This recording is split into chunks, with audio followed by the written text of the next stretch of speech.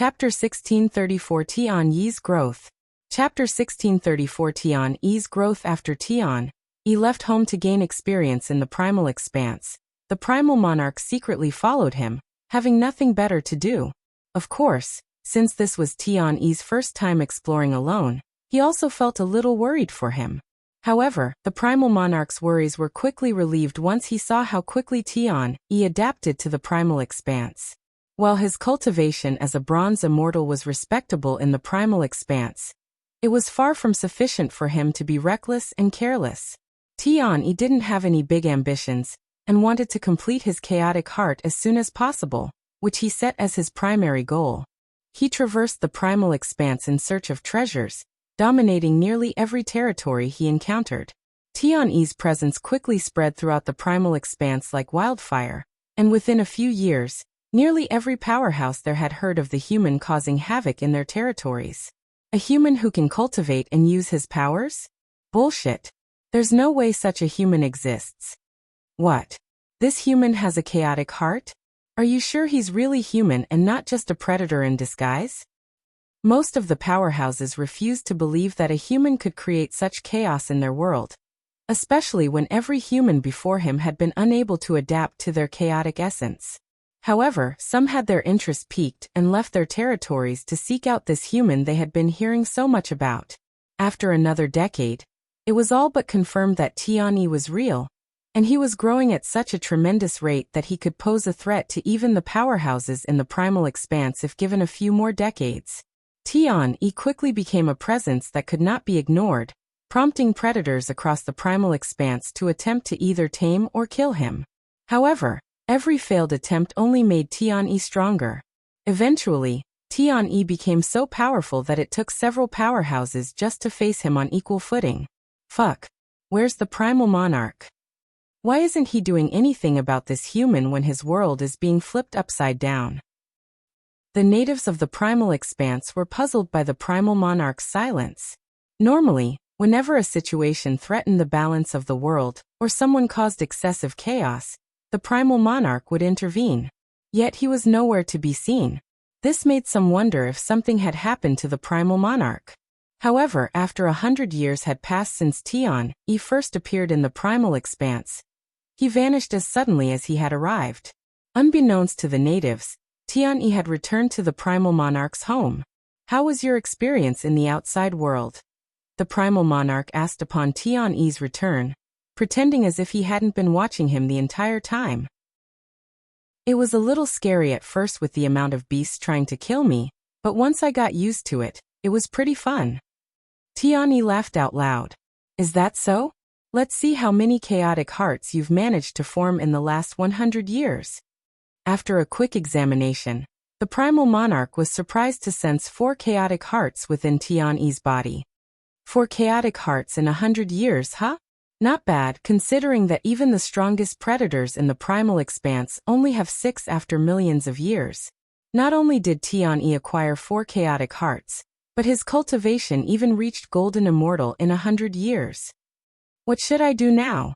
I have done pretty much everything there is to do in this world. Not that there is much to do in the first place.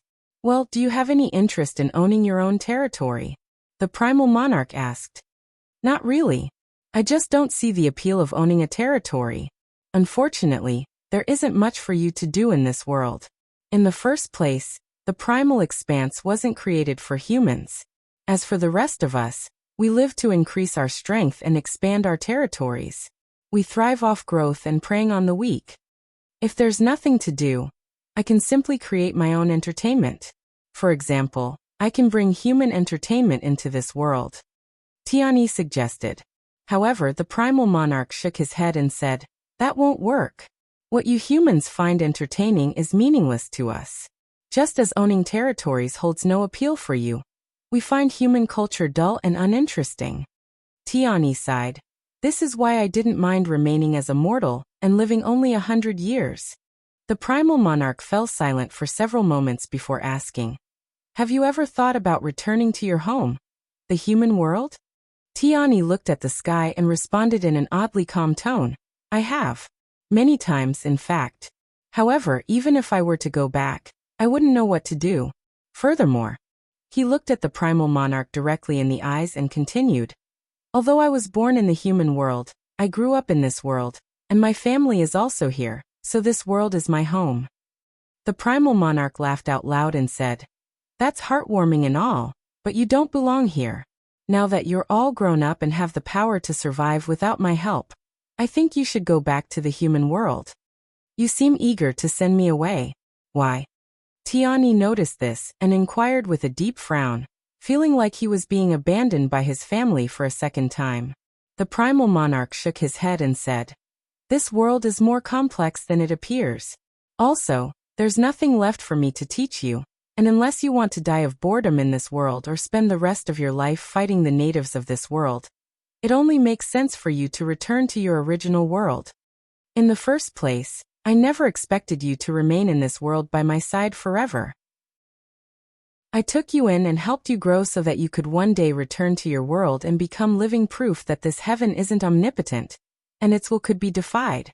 Tian was speechless, unsure of how to respond. Chapter 1635 Primal Monarch's Blood Essence. Chapter 1635 Primal Monarch's Blood Essence. Do I really have to leave and return to the human world? Tian stared at the Primal Monarch with a dispirited expression. The Primal Monarch smiled and said, the Primal Expanse isn't your final stop. You are fated to achieve great things in the human world. I'll give you a few years to prepare, but you must leave within 10 years. Tian sighed, fine. If you so desperately want me to leave, I won't argue any further. However, how do I even return to the human world? According to what I've heard, it's impossible to leave the Primal Expanse. There is only one way to leave the Primal Expanse, and that is through me. The Primal Monarch said, whenever you're prepared to leave, just let me know. Tian nodded. In the years that followed, Tian sought to learn all he could from the Primal Monarch. Yet he soon realized there was nothing more the Primal Monarch could teach him. Despite this, Tian chose not to waste their remaining time together. In the blink of an eye, 9 years passed. I am ready to leave. On a certain day, Tian approached the Primal Monarch to declare his departure. The Primal Monarch nodded and said, before you leave, promise me one thing. What? That you will never submit to anyone, especially to heaven's will, ever again and become a being worthy of the monarch's bloodline.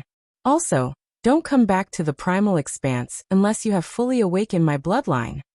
You never told me how to awaken it even though I have asked many times. Tian frowned.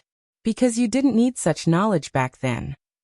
The Primal Monarch shook his head, and he continued speaking. Anyway, to fully awaken the monarch's bloodline, you will need to absorb the blood essence of 9 different beasts with a supreme-grade bloodline. Supreme-grade blood essence. And 9 of them. That'll take an eternity. Tian exclaimed. There are barely a dozen predators in the entire Primal Expanse who possess a supreme-grade bloodline, and asking even one of them for their blood essence was nearly impossible, let alone 9. Moreover, he had to accomplish this task in the human world, where the likelihood of finding even 9 entities with a supreme-grade bloodline was slim, if not non-existent. You're asking for too much. You might as well tell me never to return. Tian sighed out loud. Are you going to give up without even trying? I didn't know I'd raised such a useless quitter. The Primal Monarch sneered in disdain. Tian clenched his fists and gnashed his jaw. Just wait, you old booger. Not only will I awaken my bloodline, but I'll even take your position as the Primal Monarch and force you into retirement the next time I come back. So prepare yourself. Ha ha ha. You'll take my position? It's a promise. I cannot wait, you snotty little brat. Shortly after, the Primal Monarch opened a rift to the divine heaven, and Tian stepped into it without looking back. After digesting Tian's memories, Yuan looked at the Primal Monarch with emotional eyes. Sorry, but I don't think I can fulfill my promise to you right now. Yuan spoke with a bittersweet smile. Well, this won't be the first time you've disappointed me. The Primal Monarch shrugged. He continued. Not only did you fail to awaken your bloodline, but you've managed to weaken it to its weakest state. I'll awaken the bloodline this time for sure, Yuan said with a resolute expression on his face. However, the Primal Monarch shook his head and said, Even if you consume 9 blood essence right now, you won't be able to awaken your Monarch bloodline because it is still in its dormant state. Huh? What do you mean? Yuan raised an eyebrow. You've managed to activate your bloodline, but it's only royal grade, so you're not receiving any actual benefits from it. Even your Immortal Monarch's dominion is just a technique, not your bloodline's ability. How do I awaken my bloodline then? The Primal Monarch suddenly opened a rift and said, "Follow me." Wait a moment. Yuan turned to look at Ingzi. "Thank you for everything." He retrieved 1,000 meat skewers and handed them to Ingzi, who accepted them in a daze. "You too." Yuan gave some skewers to the Divine Fox of Grand Prophecy before entering the rift with the Primal Monarch. On the other side of the rift lay the Primal Monarch's own dimension, the place where Tian had once lived. The world within this dimension was as vast as the Primal Expanse, but only Tian and the Primal Monarch inhabited it at this moment. Yuan surveyed his surroundings, feeling a sense of nostalgia. Sometime later, the Primal Monarch spoke. "I knew you would return one day, so I prepared this for you, but I never anticipated you would return in such a state." He showed Yuan his palm, where a small bottle rested. "This is..." Yuan swallowed nervously after seeing the drop of blood inside. "You made a second blood essence?" Most beings don't even dare to create blood essence, fearing the harm it could cause them. Those brave enough to attempt it would only produce a single drop in their lifetime, as that was their limit. Yet the Primal Monarch had created 2 drops. If you consume this blood essence, your Monarch's bloodline will awaken its true prowess. Yuan accepted the Primal Monarch's blood essence. "Thank you." Yuan tossed the bottle into his spatial ring, causing the Primal Monarch to raise an eyebrow. "What are you doing? Saving it for later?" "Why? But I am only a spirit sovereign now, and I was an immortal the last time I consumed your blood essence." "That's true, but you also didn't have the Monarch's bloodline back then. You already have the Monarch's bloodline this time, so the requirements won't be as harsh." "Is that so? Then I'll consume it now." Yuan retrieved the blood essence. Chapter 1636 Awakening Immortal Monarch's Bloodline. Chapter 1636 Awakening Immortal Monarch's Bloodline. Yuan stared at the blood essence in his grasp with a nervous gaze. Despite the Primal Monarch's assurance that it was safe to consume at his cultivation level, he couldn't help but feel uneasy. After all, the blood essence belonged to an entity likely far stronger than even the dragon ancestor, whose blood essence he also possessed and has yet to consume due to his lack of cultivation. "Are you really scared of a single drop of blood? When did you become such a coward?" The Primal Monarch casually mocked. "A single drop of blood? Is that how little you view your own blood essence?" Yuan shook his head as he opened the bottle. After taking a deep breath, Yuan tilted his head backward and poured the blood essence onto his tongue. The blood essence immediately melted into his tongue. Yuan immediately sat down and began cultivating in silence. He could feel his body burning, almost as if his blood was boiling, but it wasn't as intense as his first experience as Tian. A few days later, Yuan's bloodline had ascended by 2 grades. Unlike treasures and techniques, bloodlines had only 4 known grades, with the vast majority being royal grade. After royal grade came imperial grade. In the human world, those with imperial grade bloodlines were regarded as nobles, hailing from the most elite bloodlines. In the beast world, they were considered royalty. Above imperial grade was divine grade. Those with a divine grade bloodline were destined to rise above all others, standing as emperors among their kind. If one searched the entire 9 heavens, there would be less than 100 entities with a divine grade bloodline. The highest known grade of bloodline was the supreme grade bloodline. Only the most powerful entities, such as Dragon Goddess Yejun, the Primordial Phoenix, and the Dragon Ancestor, possess such bloodlines. They are so rare that one could count all of them with 2 hands. Only divine grade? I was expecting it to reach supreme grade. Yuan mused afterward. The Monarch's bloodline is, without doubt, supreme grade at the very least. However, you've only partially awakened your bloodline. If you want your bloodline to reach supreme grade, you'll need to consume supreme grade blood essences to truly awaken your bloodline's full potential. The Primal Monarch said to him. I need to consume 9 different supreme-grade blood essence, correct? Can I assume that your blood essence doesn't count? The Primal Monarch nodded. My blood essence won't count, so you still need 9 more. The dragon ancestor should have a supreme-grade bloodline, so that's 1 down. If I count the primordial phoenix's blood essence in Feng Feng's possession, that's 2. What are your plans now? The Primal Monarch suddenly asked him. Will you be returning to the human world now? No, there's still something I must do here, unless you can help me. Yuan retrieved Feng Yuxiang's egg and showed it to him. Can you do something about this? What do you want me to do, exactly? If you want me to awaken the phoenix inside forcefully, I can do that, but it'll injure the phoenix. Can you speed up her recovery? The Primal Monarch glared at the egg and said, as far as I can tell, the phoenix inside is already fully recovered. Really? Then why isn't she coming out? I was told that she would come out once she fully recovers. I'm afraid I don't have an answer to your question. If you want to know, you should visit the phoenix's territory. Yuan nodded. That was my plan from the start, but it's a little far, and I can't spend too much time in this place. Do you think you can send me there? The Eternal Phoenix domain, right? Yes, that's right. I can send you there. What about your friend? My friend? Yuan raised an eyebrow. That shadow dweller you've been traveling with. She's still at the Mystic Valley. I thought she'd left by now. Yuan muttered in a low voice. After taking some time to ponder, Yuan said, let me talk to her for a bit. The Primal Monarch flicked his arm, casually creating a rift that led him directly back to the spot where he had left from. When Yuan returned to the Mystic Valley, he noticed that Yingzi hadn't moved an inch from her spot. As for the Divine Fox of Grand Prophecy, she had disappeared somewhere, presumably to recover after exhausting herself to divine the Primal Monarch's location. Don't tell me that you've been waiting for me. Yuan looked at Yingzi with a raised eyebrow. She nodded and said, well, I still don't understand what it means to be a human. What if I never returned, he asked. If you hadn't returned by the time I finished all of the meat skewers, I would have left, she calmly said.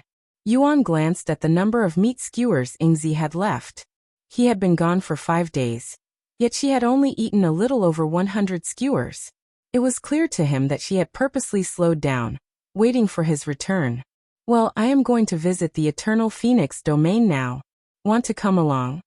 I won't be able to protect you though, she said. That's fine. I can protect myself now. Are you going to be visiting the Phoenix's territory in that guise?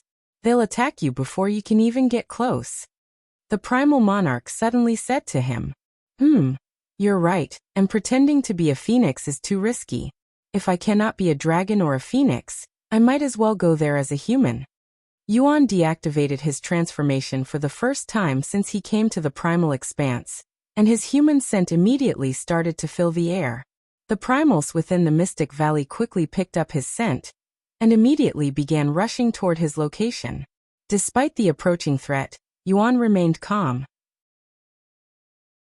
He took a deep breath and spoke in a commanding voice. I don't have time to play with you lot. Scram. Though his voice was barely louder than usual, it sent a powerful ripple through the entire Mystic Valley. The moment the primals heard his voice, which resounded inside their heads like a thunderclap, they immediately turned and fled in the opposite direction.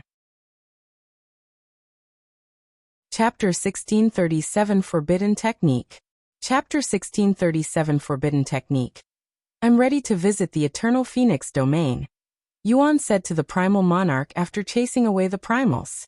The Primal Monarch nodded and said, Don't expect me to protect you if you get in trouble there. He smiled. It'll be fine. Thanks for worrying. Who the hell is worried? The Primal Monarch sneered before opening a rift that led directly to the Eternal Phoenix domain. Can you hold these for me with your treasure? Yingzi handed him the meat skewers she didn't eat. Yuan nodded and stored the skewers in his spatial ring before stepping into the rift, with Yingzi following closely behind. Upon emerging from the rift, Yuan found himself standing before a vast land that resembled the Phoenix Ascendancy Plateau. His human scent instantly spread, and attracted the attention of nearby primals. This is the perfect opportunity for me to test out my new powers while I wait for the phoenixes to show up. Yuan thought to himself and patiently waited for the primals to show up. A few moments later, a massive purple-feathered bird, its wings large enough to cover an entire mountain, came diving toward Yuan's location.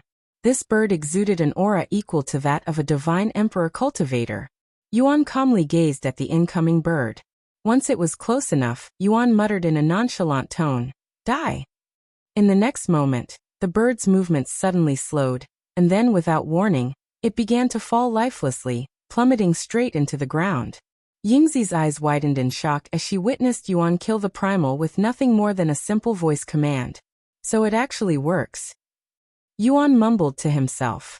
He had never used the Immortal Monarch's dominion in such a manner in his previous life, so this was something new to him.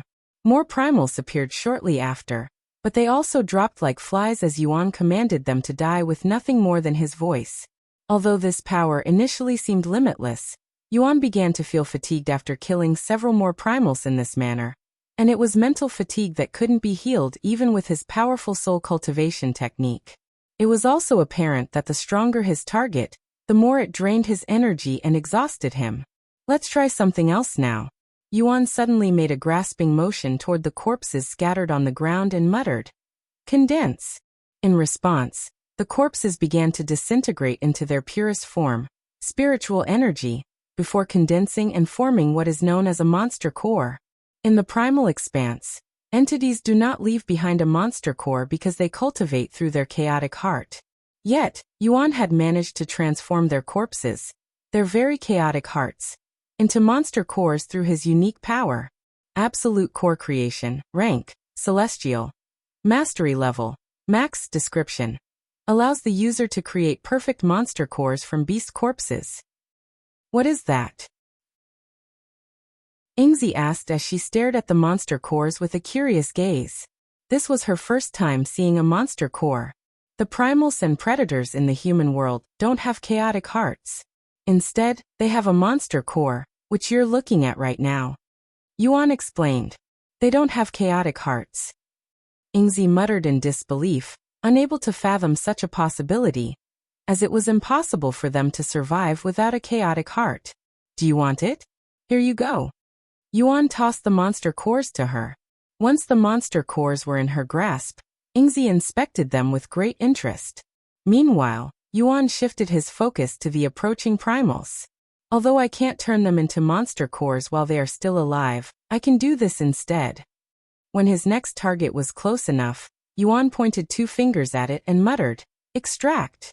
The targeted primal suddenly sensed an overwhelming dread as it felt its longevity rapidly depleting, its life force draining away uncontrollably. However, its longevity wasn't disappearing into thin air. Instead, it was being used to form a blood essence.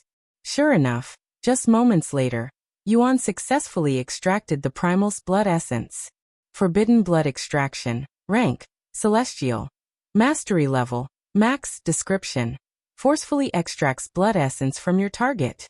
This forbidden technique is greatly frowned upon by the heavens.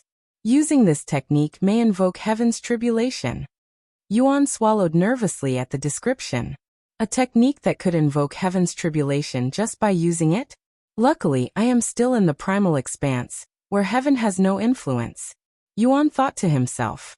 When she realized what Yuan had just done, Yingzi wasn't merely shocked. She was absolutely terrified. The ability to forcefully extract another's blood essence was a terrifying technique, one that could plunge the entire primal expanse into chaos and turmoil. Seeing Yingzi's fearful expression, Yuan smiled apologetically and said, "I'm sorry if that scared you. I was just testing it out. I won't do that again." Yingzi silently acknowledged his words, but the fear in her heart couldn't be dispelled so quickly. Meanwhile, several powerhouses had also witnessed Yuan's terrifying powers from afar, and were left in shock. That human just used the Primal Monarch's powers. Who is that human? Where did he come from? Did he come to our territory to cause trouble? Or is he here for something else? Despite their status as powerhouses, these individuals didn't dare to show themselves before Yuan, fearing that he might forcefully extract their blood essences. Let's just stand by and observe him a little longer before deciding what to do with him. Yeah, let's do that. Meanwhile, Yuan continued killing the primals who approached him because of his scent. However, he refrained from using the Monarch's power unless necessary. What's taking them so long to show up? They should have been aware of my presence the moment I showed up in their territory. Yuan wondered inwardly, unaware that they were purposefully avoiding him. Sometime later, a human-shaped figure approached Yuan, but this person was not one of the powerhouses. Chapter 1638 One Condition. Chapter 1638 One Condition. Hey, you with the weird scent. A voice suddenly called out to Yuan. Yuan turned toward the source of the voice, spotting a young lady with long crimson hair, amber-colored eyes, and fierce facial features. About time someone shows up. Yuan mumbled after seeing this young phoenix. Who the hell are you? And why are you causing a scene in our territory? The young lady questioned, seemingly unaware that Yuan was a human. It was well known that humans couldn't use their powers in the primal expanse, and the fact that no human had appeared in their world for millions of years left the young lady unaware of Yuan's true identity. When the powerhouses realized who this young lady was, they began panicking. What the hell is she doing over there? We need to intervene before that human steals her blood essence. Meanwhile, Yuan faced the young lady and spoke. I have some business with the Primordial Phoenix. The young lady frowned and said, the Primordial Phoenix isn't someone you can meet just because. Then how can I meet them? The young lady narrowed her eyes and said, first and foremost, you must identify yourself. What bloodline do you have? I am not familiar with your scent. Also, we need to know your reason for seeking out the Primordial Phoenix. I'm Yuan, a human, and I need the Primordial Phoenix's help with something. Huh? A human? The young lattice eyes widened with surprise after hearing such an unexpected answer. To be messing with me? You obviously don't care about meeting the Primordial Phoenix, she sneered in disdain. Why would I be messing with you? Can't you tell by my scent? There's a reason the primals have been swarming me. The young lady was speechless. At that moment, two more figures appeared. A middle-aged man and a woman, both exuding an aura equivalent to a cultivator at the God Ascension realm. As soon as they arrived, they positioned themselves in front of the young lady, as if shielding her with their bodies. Seniors? Why are you here? The young lady was surprised by the appearance of these two powerhouses. We should be asking you that. Why did you come here when we told everyone to remain in their home? You did? I didn't get the word. The young lady shrugged. Anyway, I came here because I noticed a weird scent coming from this guy. He claims to be a human, but I don't believe him. The two powerhouses turned to look at Yuan with deep frowns on their faces. What is your relationship with the Primal Monarch? The woman asked in a nervous tone. What? The Primal Monarch? The young lattice eyes widened. He's my adoptive father. Yuan calmly responded. The Primal Monarch adopted a human? The middle-aged man exclaimed, his face filled with disbelief. Then are you here on behalf of the Primal Monarch? The woman continued to ask. He shook his head. No, I came here because I personally have business with the Primordial Phoenix. What sort of business? Yuan retrieved Feng Yuxiang's egg and said, I was told that they would be able to help my friend here. The phoenixes before him trembled, their faces filled with shock when they saw the egg in Yuan's grasp. That is. Where the hell did you get that? The young lady cried out loud. That shell. It can't be. The middle-aged man swallowed nervously. We must notify Her Majesty immediately. The woman exclaimed. Yuan raised an eyebrow at their reaction and asked, Does that mean I get to meet the Primordial Phoenix? However, before the phoenixes could respond, Yuan suddenly felt a strong, overwhelming pressure appear out of nowhere. Yuan tilted his head upward to see a massive, majestic phoenix hovering above them. When the phoenixes noticed this newcomer, they immediately lowered their heads and greeted it. We greet your majesty. The Primordial Phoenix? Yuan recognized the Primordial Phoenix's appearance since she looked exactly like Feng Yuming in her beast form. In the next moment, the Primordial Phoenix began to shrink, transforming into the form of a human. The Primordial Phoenix took the form of a stunning woman, tall and slender, with long, fiery red hair cascading down her back, nearly reaching her feet. Her presence radiated a majestic aura, one that commanded respect, like that of an empress. She looks just like Feng Yiming. Yuan was startled by how closely this primordial phoenix resembled Feng Yiming. Yet it was clear that she wasn't Feng Yiming, but another distinct primordial phoenix. The primordial phoenix descended gracefully, halting just before Yuan, her sharp gaze locking onto the egg in his hands. After a brief, tense silence, she shifted her eyes to Yuan and asked in a calm, yet commanding tone, "Who are you?" Yuan, a human from the human world. What is your relationship with the one inside this shell? We're companions. Then you're not much of a companion, letting her end up in such a state, the primordial phoenix remarked, her tone laced with disdain. Yuan narrowed his eyes and said, "You don't even know what happened. That's irrelevant." "Whatever. I'm not here to argue but to see if you can heal her." The primordial phoenix looked at the egg and said, "Of course I can heal her. However, why should I do that for you? Did you think I would be willing to heal her just because she's a phoenix? I was hopeful, but if you're unwilling to heal her, just let me know so I can stop wasting my time here." "How dare you speak to Her Majesty in such a tone? Even the Primal Monarch addresses her with respect," the middle-aged man shouted, his voice brimming with anger. The primordial phoenix narrowed her eyes at him. After a brief silence, she spoke, her voice calm yet firm. "I am willing to heal her. But only under one condition. You must leave her with us in the Eternal Phoenix domain." Yuan frowned after hearing about her condition. "Are you serious? Did it sound like I was joking?" the primordial phoenix replied, her voice cold and unwavering. Chapter 1639 Primordial Phoenix's Outburst. Chapter 1639 Primordial Phoenix's Outburst. "If I heal her and let her continue traveling with you, she will undoubtedly be hurt again, perhaps even face death." The primordial phoenix explained the reason behind her condition, her tone resolute. "In that case, I would rather she stay here with us, where she will be close to her own bloodline and, more importantly, where she'll be safe." Hearing this, Yuan calmly replied, "You're right. It is dangerous to be with me, and there's a high chance she'll get hurt again in the future. However, it's her decision whether she wants to continue traveling with me. Neither you nor I have the right to decide her path for her. Moreover, she doesn't even belong in this world.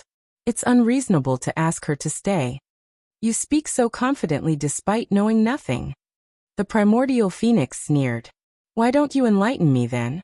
You're not worth it." Yuan shrugged. "Then I guess we have nothing left to talk about." He put Feng Yuxiang away and prepared to leave. "Where do you think you're going? This isn't a place where you can come and go as you please," the primordial phoenix said sharply, her voice echoing with authority. "Leave that phoenix behind, and only then will I allow you to leave." With those words, she unleashed a powerful pressure, instantly restricting Yuan's movements. The primordial phoenix was undoubtedly one of the strongest beings Yuan had encountered so far, second only to the primal monarch. If compared to a cultivator, her power would rival that of a cultivation god, an entity that stood at the very peak of the cultivation world. Sensing the primordial phoenix's overwhelming presence, Yuan instantly realized that he was powerless against her, and that not even the monarch's power could save him. However, Yuan remained calm, confident that the primal monarch was watching everything unfold and wouldn't allow him to die. "If you think the primal monarch will save you, think again," the primordial phoenix said, her eyes gleaming with certainty. "He and I have an agreement that he won't interfere with anything that happens within my territory, no matter what." She had guessed the obvious reason behind his calm demeanor. "If he does show up to save you, I am willing to fight him to death." Yuan was speechless. He couldn't understand why the primordial phoenix was so determined to keep Feng Yuxiang in the Eternal Phoenix domain with them. Before Yuan could respond, she continued, "Or perhaps you believe I can't kill you because that isn't your real body. Unfortunately for you, my flames can burn anything, even a body crafted from your soul." Her voice carried a cold certainty that sent a chill through the air. Yuan's eyebrows twitched at her words. "She can tell that this isn't my real body," he cried inwardly. As a curtsy to the Primal Monarch, I will give you one last warning. Leave behind that phoenix. Otherwise, I completely erase you from existence. Suddenly, flames erupted around them, encircling Yuan and trapping him within a blazing sphere of fire. The intense heat pressed in from all sides, leaving him no escape. Seeing this, Yuan spoke out loud. I know you're seeing this, you old booger. Are you really going to let me die? It's useless. The Primal Monarch won't interfere. The Primordial Phoenix sneered at his futile attempt. However, a voice suddenly resounded. You were quite confident that you'd be fine right before I sent you off, so what is this, you little brat? The Primordial Phoenix frowned when she realized it was the Primal Monarch's voice. Primal Monarch, I won't hurt him as long as he leaves behind the Phoenix. The Primal Monarch then spoke, but not to the Primordial Phoenix. You heard her, brat. It would save me a lot of headaches if you leave behind that Phoenix. Humph. I'd rather die. Yuan sneered. It's just a Phoenix. I'm sure you can easily acquire more when you return to your world. Just a Phoenix? She's much more than that to me. If you're not going to help, just leave. You useless old booger. After a brief silence, a deep sigh echoed through the fiery enclosure. Suddenly, a rift tore open beside Yuan, and the Primal Monarch emerged from it. What do you think you are doing, Primal Monarch? We had an agreement. Don't tell me you plan on breaking it. The Primordial Phoenix roared in anger. I know we had an agreement, the Primal Monarch responded, his voice calm yet firm. But I cannot allow my one and only son, since the beginning of time, to die here. He paused, his gaze steady on the Primordial Phoenix. Why are you so determined to take his companion from him anyway? Even if she dies by his side, what does that have to do with you? It's not like she's the only Phoenix out there. The Primordial Phoenix trembled at his words, her composure faltering. After a moment, she responded with a fierce intensity. It has everything to do with me. You're not the only one trying to save your child here, Primal Monarch. That Phoenix is my daughter, my oldest. What? Your daughter? Yuan's eyes widened with shock after hearing the Primordial Phoenix's unexpected claim. Feng Feng is her daughter. How is that even possible? He cried inwardly. And unlike you, who merely adopted that human, she's my biological daughter. The Primordial Phoenix continued, her voice trembling with emotion, revealing the feelings she had been holding back all this time. Yuan stared at the Primordial Phoenix, his jaw slack in disbelief. He could sense the truth in her words. Her emotions were raw and genuine, leaving no room for doubt. However, Yuan couldn't fathom how Feng Yuxiang could be her child. Had Feng Yuxiang somehow traveled to the Nine Heavens, much like he had accidentally found himself in the primal expanse? So she was your child, huh? That explains a lot. The Primal Monarch mused. The Primordial Phoenix pointed at Yuan, her voice rising with fury as she shouted. I won't allow my daughter to stay with someone who let her nearly die, even if you are the Primal Monarch's son. Her fierce gaze burned with such intensity that Yuan felt as if his entire body was engulfed in flames. Coupled with her harsh words, he felt a deep sense of guilt, as though he was in the wrong. Chapter 1640 A Vicious Curse. Chapter 1640 A Vicious Curse. Since you're her mother, this changes everything. However, that doesn't mean I'm willing to let you take her away from me, Yuan said to the Primordial Phoenix after a moment of silence. He continued, how about this? Why don't you help your daughter recover first, then we can discuss her future together. I promise that I won't leave before the two of you have a conversation. I really don't want to fight you. You don't want to fight me? You aren't even capable of doing so. The Primordial Phoenix sneered. She turned to look at the Primal Monarch and continued. Although you haven't done anything yet, I am still going to consider this a breach of our agreement, Primal Monarch. Does this mean you have given up on trying to kill my son? That will depend on my daughter's testimony. If I find out that he's mistreated her even slightly, I will not hesitate to kill him even if it's the last thing I do, she responded in a cold voice. The Primordial Phoenix removed the flames shortly after and said to Yuan, follow me. She created a rift and entered it. Go ahead. I won't be coming along. The Primal Monarch said. All right. Yuan nodded and followed the Primordial Phoenix into the rift. Ingzi, who had been watching in the background, silently followed him. As for the 3 phoenixes, so the phoenix inside that egg was my eldest sister, huh? No wonder I felt an odd sense of familiarity with her. The young lady mused, her voice softening as the realization dawned on her. I can't believe that the first princess has returned after so long. The woman muttered in a dazed voice. Things are going to get chaotic here very soon. I need to notify everyone of the situation as soon as possible. The middle-aged man sighed. Once Yuan stepped through the rift, he found himself in a vast, breathtaking garden that seemed to stretch endlessly in every direction. The air was thick with the fragrance of medicinal plants, all flourishing with vibrant yang energy. Put my daughter on that altar. The primordial phoenix pointed to the altar covered with complex array symbols in the distance. Yuan nodded and approached the altar before retrieving Feng Yuxiang's egg and placing it in the center of the altar. Get back, said the primordial phoenix as she stood before the altar. Yuan stepped back and waited for her next move. However, the primordial phoenix didn't do anything besides silently staring at the egg with a motherly gaze. A few moments later, she suddenly frowned and roared. Which bastard placed such a vicious curse on her? That happened to her before we met, so I don't know the details. Yuan quickly shook his head when she turned to look at him for answers. Just so you know, I've been working to get that curse removed since we met, he added. Humph. The reason why she hasn't emerged from her shell is because of this damned curse. The primordial phoenix revealed with a cold sneer.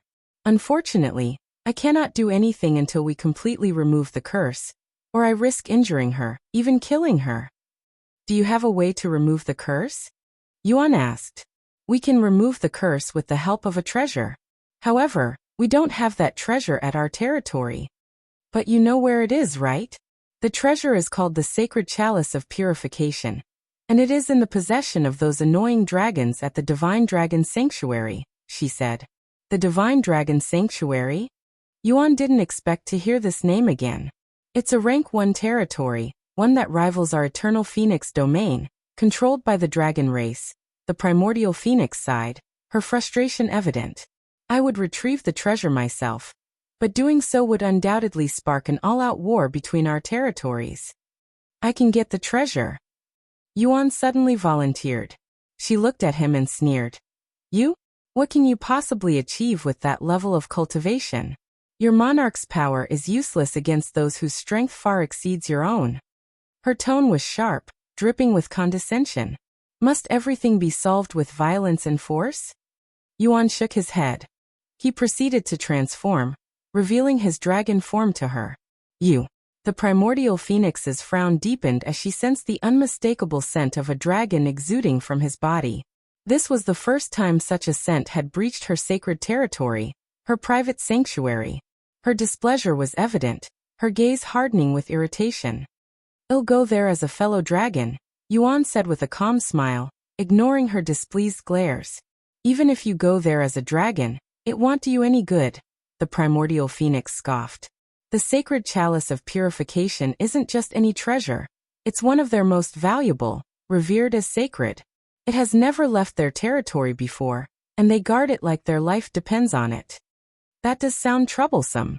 Yuan mumbled to himself after hearing this. After a moment of silence he shrugged. Well, I'll figure something out, probably. Why would my daughter follow someone as foolish as you? The primordial phoenix sighed. Then do you have a better suggestion? Yuan inquired.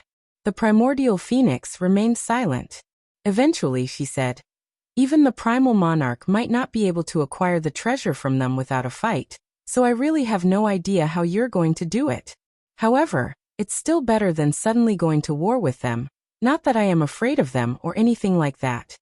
We've been trying to conquer or eliminate each other since the beginning of time.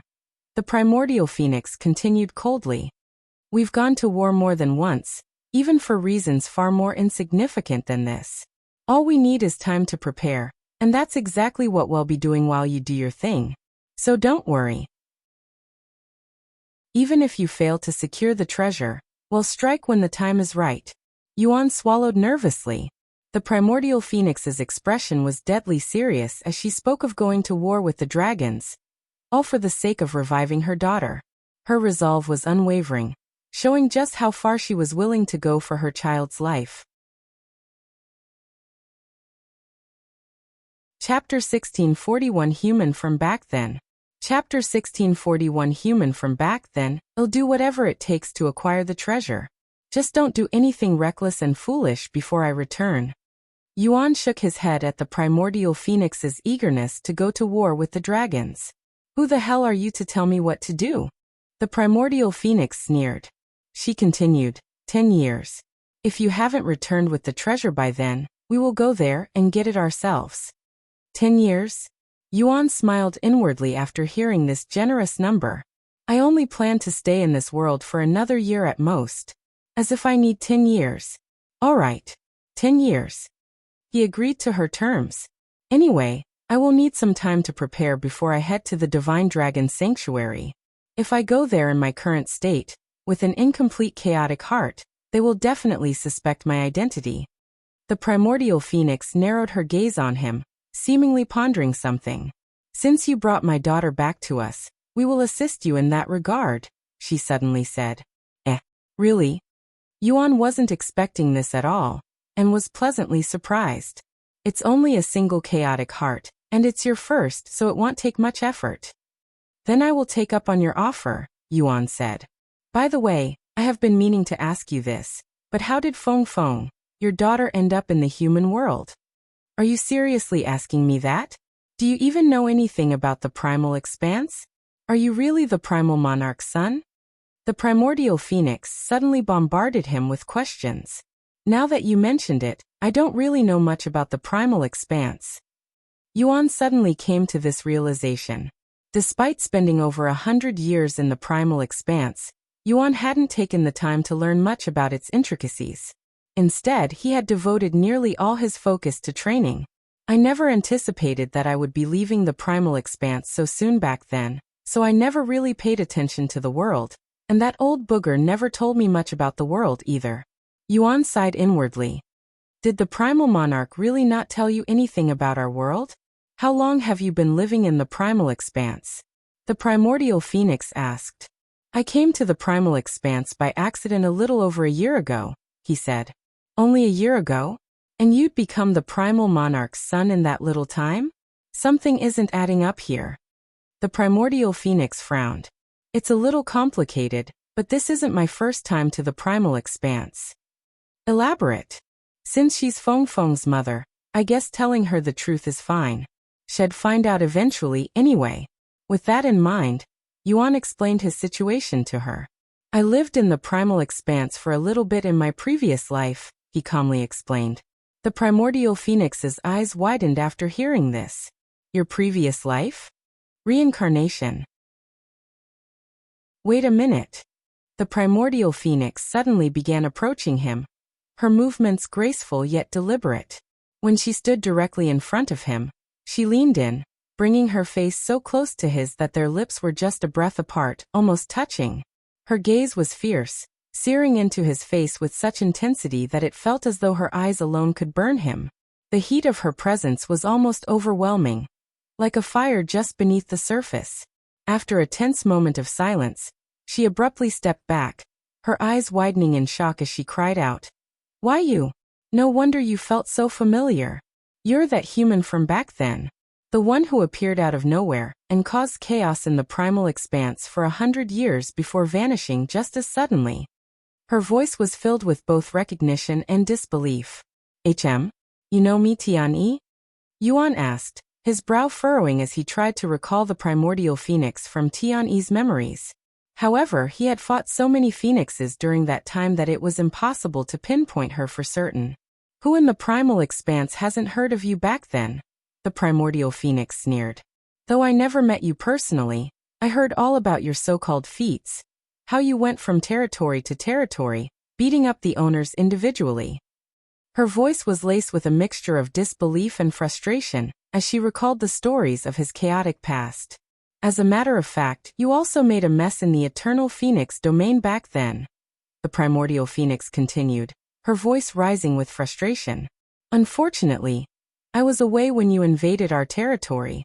By the time I returned, you had already disappeared from the primal expanse, so I wasn't able to exact revenge. Her eyes burned with fury as she recalled the memory of returning home, only to find her people beaten to a pulp and their treasures plundered. The humiliation and rage she had felt at that moment resurfaced, igniting her anger once more. Oh, that was just my training, Yuan said as he reminisced the past. Then why did you take our treasures? It requires a lot of resources to form chaotic hearts, you know? Anyway, Yuan continued calmly, while I did take your treasures, I didn't kill any of the phoenixes. Besides, you guys were the aggressors. I was simply passing through your territory when your people attacked me first, so you can't really blame me for defending myself. The primordial phoenix trembled, but she eventually stopped. That explains why the primal monarch never showed up to stop you. Whatever, the primordial phoenix suddenly scoffed, waving her hand dismissively. That's all in the past, and I'm not petty enough to hold a grudge over something that happened millions of years ago. Her tone softened slightly, though the tension in the air lingered. Thanks. Now, can you tell me about your daughter's situation? Yuan returned to the topic. Before that, you should learn more about the primal expanse, she said. In that case, allow me to explain. A third voice suddenly resounded. I knew you hadn't left yet. The primordial phoenix sneered, her voice dripping with disdain. But to snoop around in my private world. I didn't realize you were this shameless, primal monarch. Sure enough, a moment later, the primal monarch appeared before them. Stepping through an entrance he had created himself with a faint smile on his face. Chapter 1642 The Connection Between Two Worlds. Chapter 1642 The Connection Between Two Worlds. Shameless? I am just trying to ensure my son's safety. That's all. I have no interest in you or your world. The primal monarch shrugged. Do you think I am the type to go back on my words? I am nowhere as shameless as you, primal monarch. Anyway, you had plenty of chances to explain to him before, so why didn't you do so? Good question. The primal monarch began pondering with a serious face. A few moments later he had a look of realization and said, I remember now. I forgot to tell him. Are you serious? The primordial phoenix frowned. He shrugged. My mind was occupied with other things back then, and teaching him about our world wasn't a priority, so I never gave it any thought. Unbelievable. Yuan muttered. Anyway, let me make it up by explaining our world to you now. The primal monarch looked at Yuan, and went on to explain the connection between the primal expanse and the 9 heavens. As you already know by now, the beasts of your world are originally from the primal expanse. Of course, not all of them came from the primal expanse, but a good portion of them are. Now the question is, how does that work? How did they enter your world? But before I answer that question, I have one for you. What happens when a human dies in your world? The primal monarch faced Yuan with a profound smile. Well, as long as their soul isn't destroyed, they will eventually be reincarnated. Without the memories of their past lives, obviously. The primal monarch nodded and continued asking. Then what do you think happens to beasts after their death? Yuan pondered for a moment before responding. Unlike humans, beasts don't reincarnate. Unless they have a unique bloodline, they simply return to nature, being part of the world as spiritual energy. You're partially correct, and you're missing a few pieces. The primal monarch spoke. Just like humans, beasts also reincarnate, he proceeded to explain. However, their process is vastly different. When a beast dies, as long as its chaotic heart, or core, isn't destroyed or consumed, it returns to nature as chaotic essence in the primal expanse and spiritual energy in your world. Over time, that energy will give birth to a new beast, whether by natural birth or through another beast. Unlike humans, who rely on their own bodily fluids to breed and procreate, beasts only need spiritual energy to do so.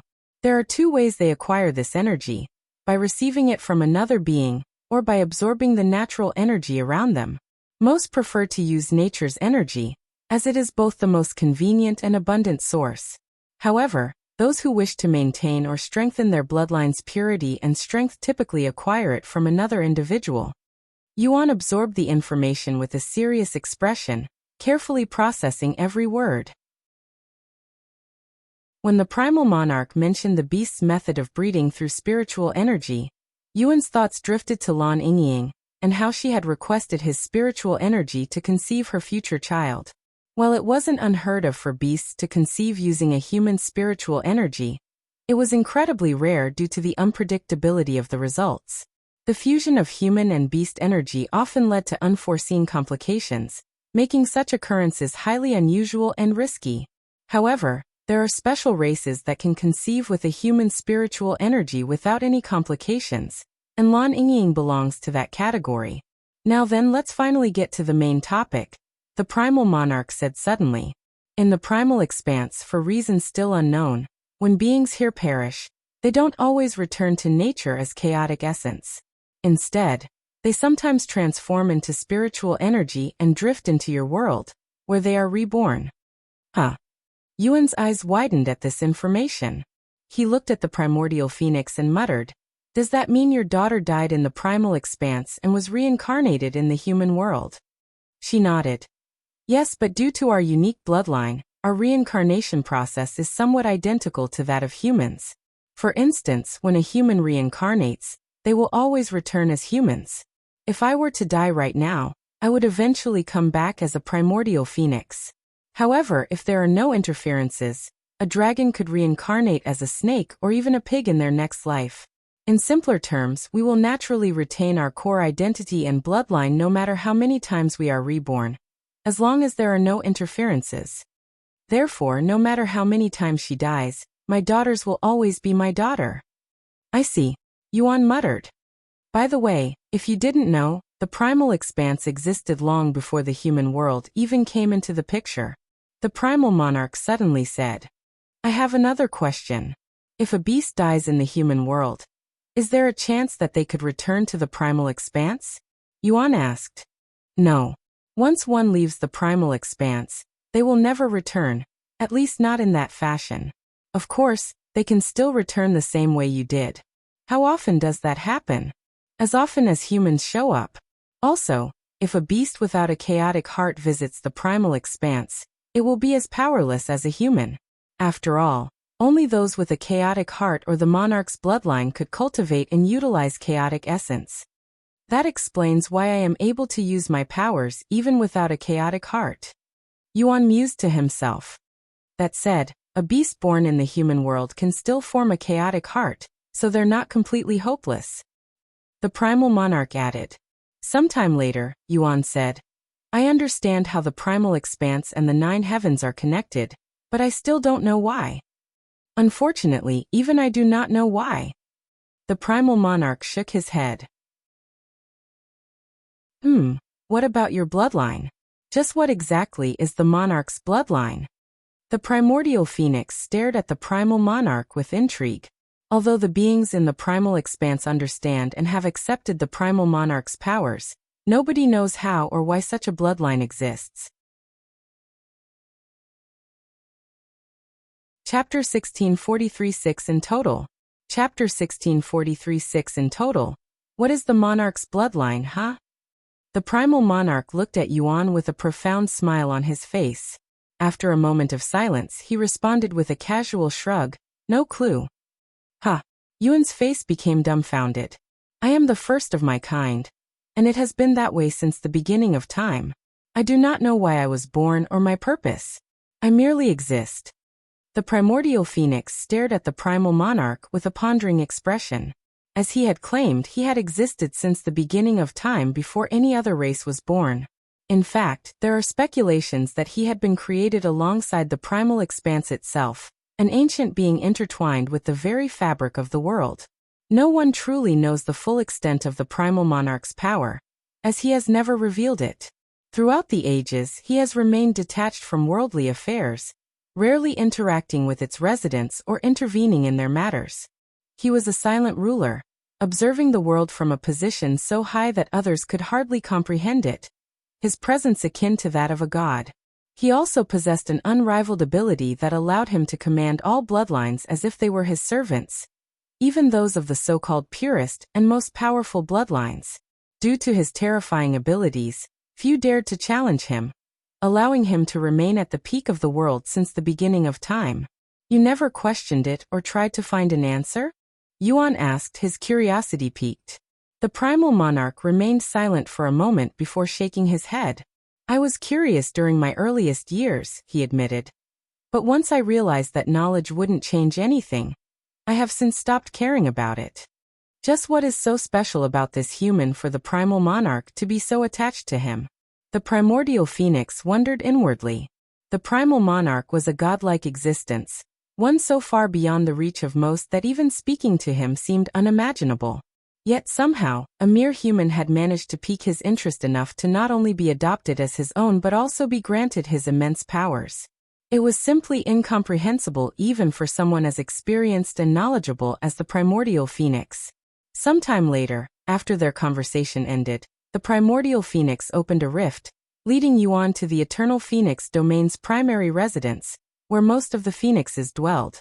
There will be someone to assist you with your chaotic heart, the Primordial Phoenix said to him after opening the rift. You're not coming? I am going to examine her curse a little more. I understand. The moment Yuan emerged from the rift, he was immediately greeted by a familiar face, the young lady who was the first to approach him. And before them, multiple islands floated majestically in the sky, each one occupied by a powerful phoenix, their fiery auras radiating through the air. We meet again. I was given instructions by my mother to assist you. Your mother? You're also the Primordial Phoenix's daughter? Yuan asked. She nodded. I am the youngest. You can call me Feng Yao. Nice to meet you. By the way, how many siblings do you have? I have 5 siblings, but only 3 of them still exist in the primal expanse. The last 2 drifted into the other world, one of them being the eldest, whom you brought back. So there are 6 of you in total, huh? Are you all Primordial Phoenixes? Of course not. The Primordial Phoenix bloodline is the purest and highest grade Phoenix bloodline. Besides the eldest, we all have a different bloodline. However, while our bloodline isn't as pure as the eldest, we're still at the top of our bloodline. So Feng Feng is a Primordial Phoenix like her mother? But her character status shows a different bloodline. Is this also due to the curse? Yuan recalled that Xiaohua's character status changed when she released her seal, so Feng Yuxiang might be in a similar situation. Anyways, enough about me. What's your relationship with eldest sister? Feng Yao stared at him with glowing eyes that were filled with curiosity. We're traveling companions, Yuan said with a smile, purposefully avoiding the fact that they were in a master-servant relationship. They'd probably skin me alive if they find out about our real relationship. Yuan could imagine the Primordial Phoenix's fury if she found out, sending shivers throughout his body. How long have you known the eldest?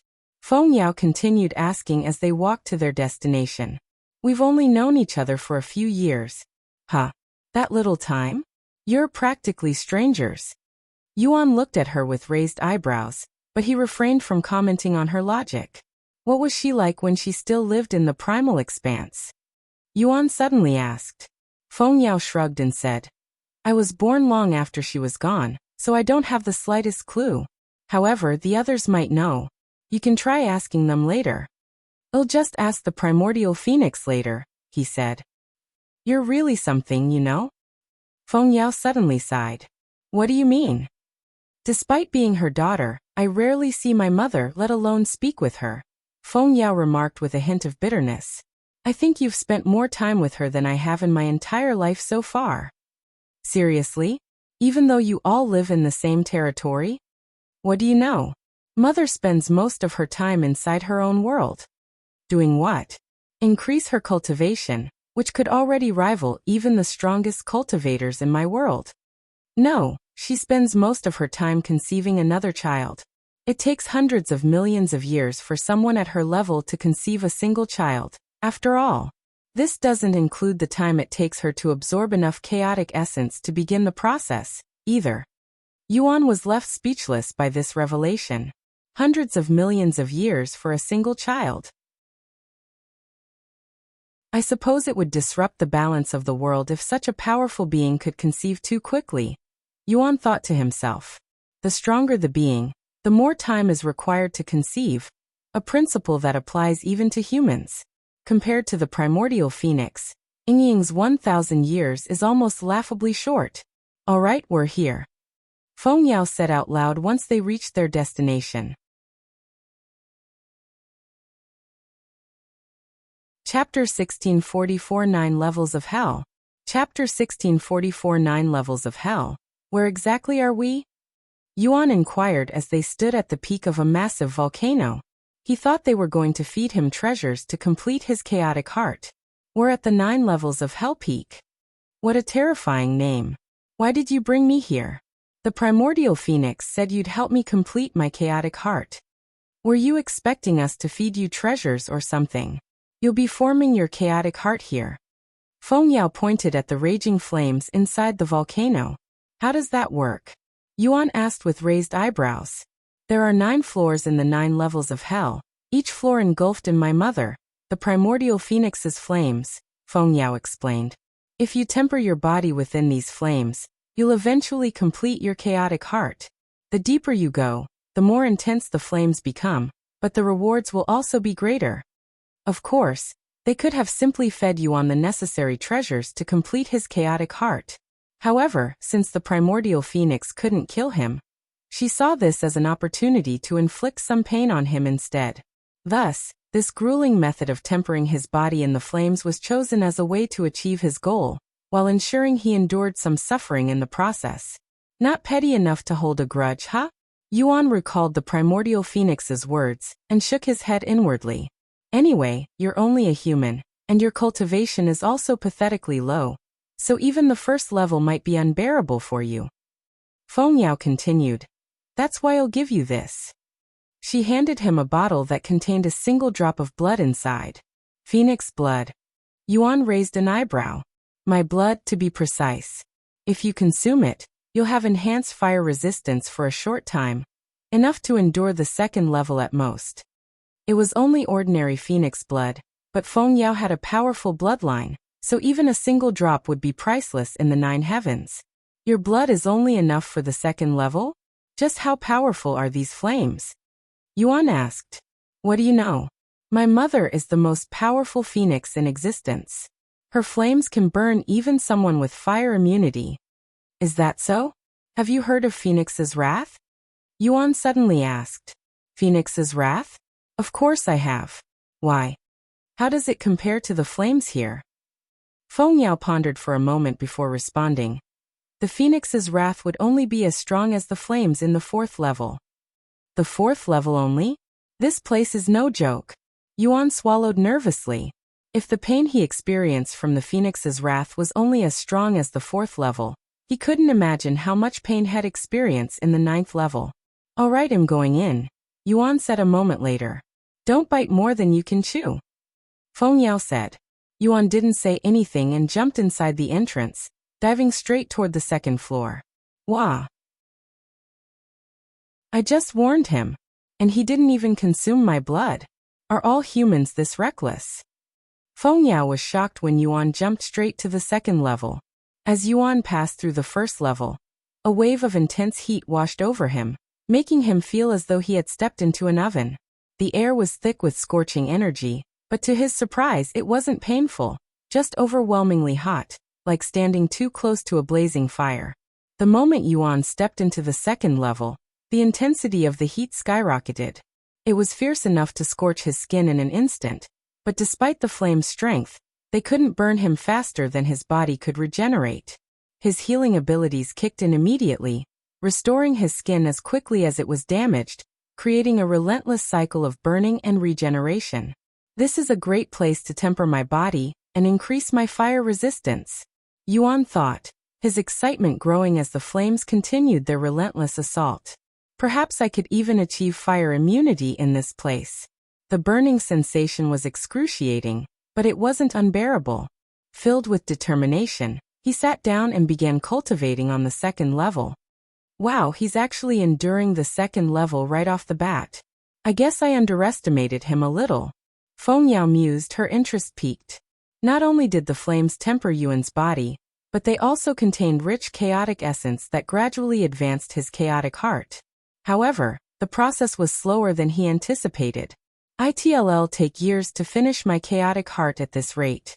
I'll head to the 3rd level once I improve my fire resistance to the next level. With that in mind, Yuan continued to temper in the flames.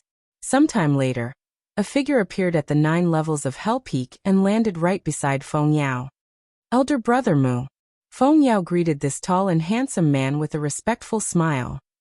When did you return? A few hours ago, he responded, his gaze staring intently at Yuan's figure. Feng Mu was the 2nd youngest in the family, but he was still a billion years older than Feng Yao. I came back immediately after hearing that the eldest has returned. Is that him? The human who brought back the eldest from the human world? Feng Mu asked. Yes, he's the one. He's less impressive than I anticipated, even disappointing, Feng Mu remarked, shaking his head in dissatisfaction. I heard he was related to the Primal Monarch, too. Must be a lie. No, it's true. The Primal Monarch even showed up to protect him when Mother was about to kill him. Feng Yao said. Seriously? How is someone so weak related to the Primal Monarch? I can burn him to ashes with a single breath. Feng Mu quickly lost interest in Yuan and asked about Feng Yuxiang. Have you spoken to the eldest yet? What was she like? Haven't you heard? She came back as a shell. What? Feng Mu immediately became dumbfounded. Chapter 1645 Fire Immunity. Chapter 1645 Fire Immunity. What the hell are you talking about? The eldest came back in such a state? Feng Mu almost couldn't believe what he was hearing. Unfortunately, I don't know the situation, but Mother's going to take care of it. In the meantime, I am tasked with helping him complete his chaotic heart. Feng Yao pointed at Yuan. Feng Mu shifted his gaze to Yuan again and sneered. What a waste of time and effort. Is that really the case? Don't tell me you think differently. I don't know humans enough to tell if he's talented or not, but he was chosen by the Primal Monarch. I think that says enough. Feng Yao shrugged. At this moment, Yuan suddenly opened his eyes and stood up. After Yuan's fire resistance reached a new threshold, he wasted no time and immediately descended to the 3rd level. The flames on the 3rd level were no longer the familiar orange hue of the first 2 levels. Instead, the 3rd level was bathed in intense blue flames, radiating an even more potent and refined heat. Even with his supreme fire resistance and powerful body, he experienced pain that was several times worse than the 2nd level. At this point, Yuan's entire figure was completely engulfed by flames, so much so that even his silhouette was no longer visible. The blue flames enveloped him entirely, making it seem as though he had become one with the fire itself. Despite the overwhelming intensity, Yuan remained focused, letting the flames temper his body further and push his limits. Wow, he's actually cultivating in the 3rd level, Feng Yao muttered, covering her mouth in surprise, her eyes wide with awe. She had only expected him to reach the 2nd level at most, but in just a few days he had surpassed her expectations. Feng Yao turned to look at Yingzi, who had been silently blending in with the background, and spoke to her. How long have you been following this human? Since the moment he arrived at the primal expanse, I guess. Why are you following him? I thought shadow dwellers are introverts. I wanted to know what it means to be human. Oh, that does sound interesting. What have you learned so far? A new voice suddenly interrupted. Yingzi turned toward the voice and saw a beautiful woman with short red hair and purple eyes hovering gracefully above the 9 levels of Hell Peak.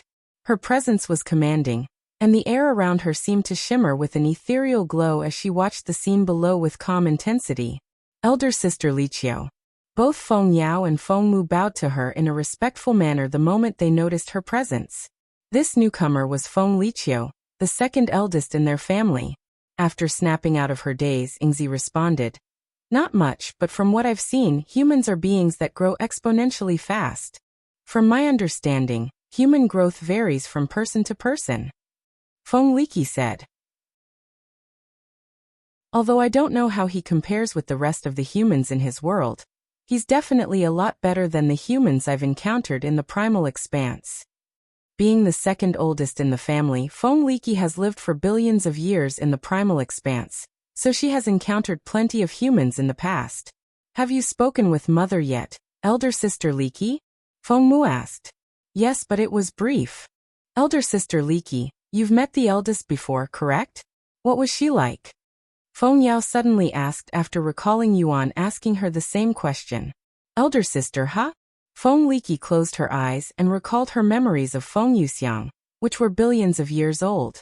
We never really got along and constantly competed against each other to impress mother. As for what she was like, I don't remember. Anyway, she's probably reincarnated many times by now. I doubt she's the same person I remember. Feng Liki's gaze returned to looking at Yuan. I'm more interested in this human with the Primal Monarch's bloodline. She muttered with a slight smile. What's so interesting about that weakling? Feng Mu shook his head, unable to comprehend it. Are you pretending to be stupid, or are you actually stupid? Feng Liqiu narrowed her gaze at him. What did you say? Did you just call me stupid? Feng Mu exclaimed, clearly surprised by her sudden mockery. Amongst the thousands of phoenixes in our territory, how many of them are capable of cultivating in the 3rd level? Most of them can't even endure the 2nd level. Yet this human is able to achieve that with his pitiful cultivation. That's. Feng Mu became speechless. A human capable of withstanding mother's flames. I am very intrigued. A profound smile appeared on Feng Liki's face as she returned to focusing on Yuan. Whatever. Feng Mu didn't linger and left the scene shortly after. However, he didn't leave the Eternal Phoenix domain.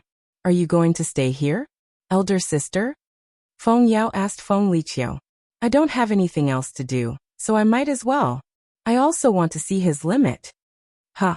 You think he'll be able to go higher than the 3rd level? That's impossible. He's already at his limit on the 3rd level. Feng Yao refused to believe that he could go any further. Is that what you think? I think he still has some tricks tucked under his sleeves. I mean, I did give him a drop of my blood, which he hasn't consumed yet. However, that won't help him in the next level. Oh, you gave him your blood? Did mother tell you to do that? Feng Liqiu looked at her with a suspicious smile. No, but don't misunderstand. This is my way of showing gratitude. He brought back the eldest after all. 2 weeks later, a significant change occurred in the flames surrounding Yuan's body. The once ferocious flames, which had relentlessly burned him, began to shift, their intensity softening as they seemed to merge with his aura. The fire no longer consumed him, but appeared to dance in harmony with his energy, as though he had mastered its power, and become one with the flames.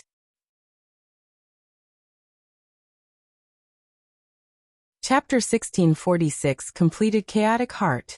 Chapter 1646 Completed Chaotic Heart. That human. He's achieved fire immunity. Feng Yao exclaimed, her expression filled with astonishment. I didn't know humans could do that. She had always believed that only beasts with unique bloodlines, like phoenixes, were capable of acquiring such immunity. The fact that a human had done it defied her expectations and understanding. Even in the 9 heavens, achieving fire immunity was an exceptionally rare accomplishment. Those who managed it typically relied on special techniques, priceless treasures, and years of dedicated cultivation to reach that level. There were also those born with unique physiques that granted them fire immunity naturally, but that was a different story since they hadn't earned it through effort, but were simply born with the gift. The fact that Yuan had attained this without the aid of a technique made his accomplishment all the more extraordinary. However, no, this isn't something as simple as fire immunity. Feng Liqi's eyes widened as she came to this realization. Fire immunity, rank, divine, mastery, level 1 description, grants the user immunity to most fire. What? It's fusing with my fire immunity? Yuan raised an eyebrow at this notification. Is this similar to how my 2 physiques fused with each other? Unlike fusing 2 physiques together, the progress this time was much quicker. He's absorbing the flames. Feng Yao exclaimed when she noticed this. Fire immunity only makes one impervious to most fire, but it doesn't have the ability to absorb flames. Feng Liqiu narrowed her eyes and spoke, her voice calm but filled with passion. Fire immunity may be the end of the journey for most, but for us phoenixes, that is just the beginning. Above fire immunity lies true fire immunity, where one becomes truly immune to all flames, Feng Liqiu continued. And beyond that is the realm of fire harmony. Once one reaches fire harmony, not only will they be immune to fire, but they'll also be able to absorb it, transforming flames into their own power, the apex of fire control. Are you telling me that a human has managed to achieve fire harmony when even I haven't been able to do so? Feng Yao exclaimed, her voice filled with disbelief and frustration. The idea that a mere human could reach a level of mastery that had eluded her was almost inconceivable. Feng Liqiu shook her head and said, "No, that can't be possible. He's just achieved fire immunity, so it doesn't make sense for him to achieve fire harmony so quickly. There must be something else going on inside that weird body of his." Suddenly, Yuan stood up and jumped even deeper into the 9 levels of hell, reaching the 4th level. The 4th level's flames were as powerful as the Phoenix's wrath, a force Yuan couldn't withstand for more than a few seconds before. However, after achieving fire immunity, the once unbearable flames became barely endurable. The progress of his physique, which had stalled at 50% before Yuan entered the 4th level, began to rise once more. As for his chaotic heart, it was already on the verge of completion. This is something different. It's similar to fire harmony, but it's not the same. Feng Liqiu mused to herself as she spent more time watching Yuan. Several hours later, Yuan completed his chaotic heart. Ding. Yuan, cultivation, Dantian 1st level spirit sovereign, cultivation, chaotic heart not applicable. Yuan wasn't surprised to see a second cultivation because Tian also achieved the same thing after returning to the divine heavens and cultivating his Dantian. Yuan's second cultivation soared rapidly, experiencing breakthroughs every few minutes. In just a few short hours, Yuan's second cultivation reached early chaotic master, akin to a 9th level spirit enlightenment in human cultivation, surpassing his original cultivation. What am I seeing right now? I can sense 2 distinct energies coming from him. Is this what happens when a human forms a chaotic heart? I have never seen or heard of anything like this before. Feng Yao exclaimed. Feng Liqiu narrowed her eyes at Yuan and said, "This isn't my first time seeing a human with a fully formed chaotic heart. Do you recall the human who made a mess in our territory several million years ago? However, he didn't have the other energy at that time, so this is also my first time seeing someone with both at once. I wonder how it affects him. I have heard about him, but that happened before I was born." Feng Yao nodded. Now that he's formed his chaotic heart, he should be leaving soon. However, Feng Yao would soon realize that Yuan had no intention of leaving so soon. He may have formed his chaotic heart, but he still had something else to complete. Chaotic essence is essentially the same as spiritual energy, but it's more chaotic, giving it far greater destructive power, Yuan thought, recalling Tian's experience. Unfortunately, it can't be used with human techniques. However, I can fuse it with my spiritual energy to enhance my techniques and make them more powerful. Or I can directly enhance my body with it. When the fusing progress halted at 70%, Yuan looked to the 5th level. After a moment of stillness, his body suddenly surged with chaotic essence. Once had strengthened his entire body with chaotic essence, Yuan jumped straight to the 5th level, where the flames were bright green and 5 times more powerful than the 4th level. Chapter 1647 5th Level of Hell. Chapter 1647 5th Level of Hell. The instant Yuan entered the 5th level of 9 levels of hell, his progress shot up from 70% to 80%. However, the pain he was experiencing was excruciating and would break the minds of even the toughest cultivators out there. The 9 levels of hell weren't created for humans, but for phoenixes, beasts with a natural affinity for fire. Even a newly born phoenix with the lowest bloodline would have supreme fire resistance, and it wouldn't take long for them to achieve fire immunity. In fact, even a golden immortal would perish inside the 5th level, much less a spirit sovereign like Yuan. How much more is this human going to surprise me? Even I, who has almost achieved true fire immunity, can barely endure the 5th level's flames. Feng Yao exclaimed. Feng Liqiu didn't make any comments and merely watched him in silence. Yuan remained in the 5th level for a week straight, and his progress reached 89%. Once he realized he wouldn't advance any further, Yuan looked at the 6th level, where purple-colored flames raged. After a moment of silence, he released a resolute roar before transforming into his dragon form. That's? Feng Yao and Feng Liqiu were startled by Yuan's transformation. While they took a moment to comprehend the situation, Yuan dove into the 6th level. This scent, does he have dragon blood flowing through his veins? Feng Yao cried out loud. Does mother know about this? Feng Liqiu looked at her with a slight frown. Dragons were forbidden from entering the Eternal Phoenix domain. It didn't matter if they were real dragons or only had a single drop of dragon blood in their whole body. Rules were rules, and not a single dragon managed to remain in their territory for more than a day, much less cultivate inside the 9 levels of Hell Peak, a sacred place for phoenixes.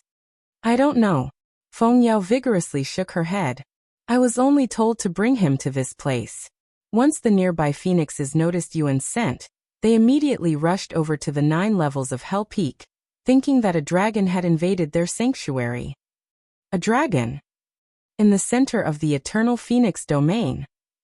Impossible. How did a dragon manage to invade so deeply inside our territory without revealing its presence until now? This dragon has a weak presence, but it still doesn't explain how it evaded us until now. The scent is coming from the 9 levels of Hell Peak.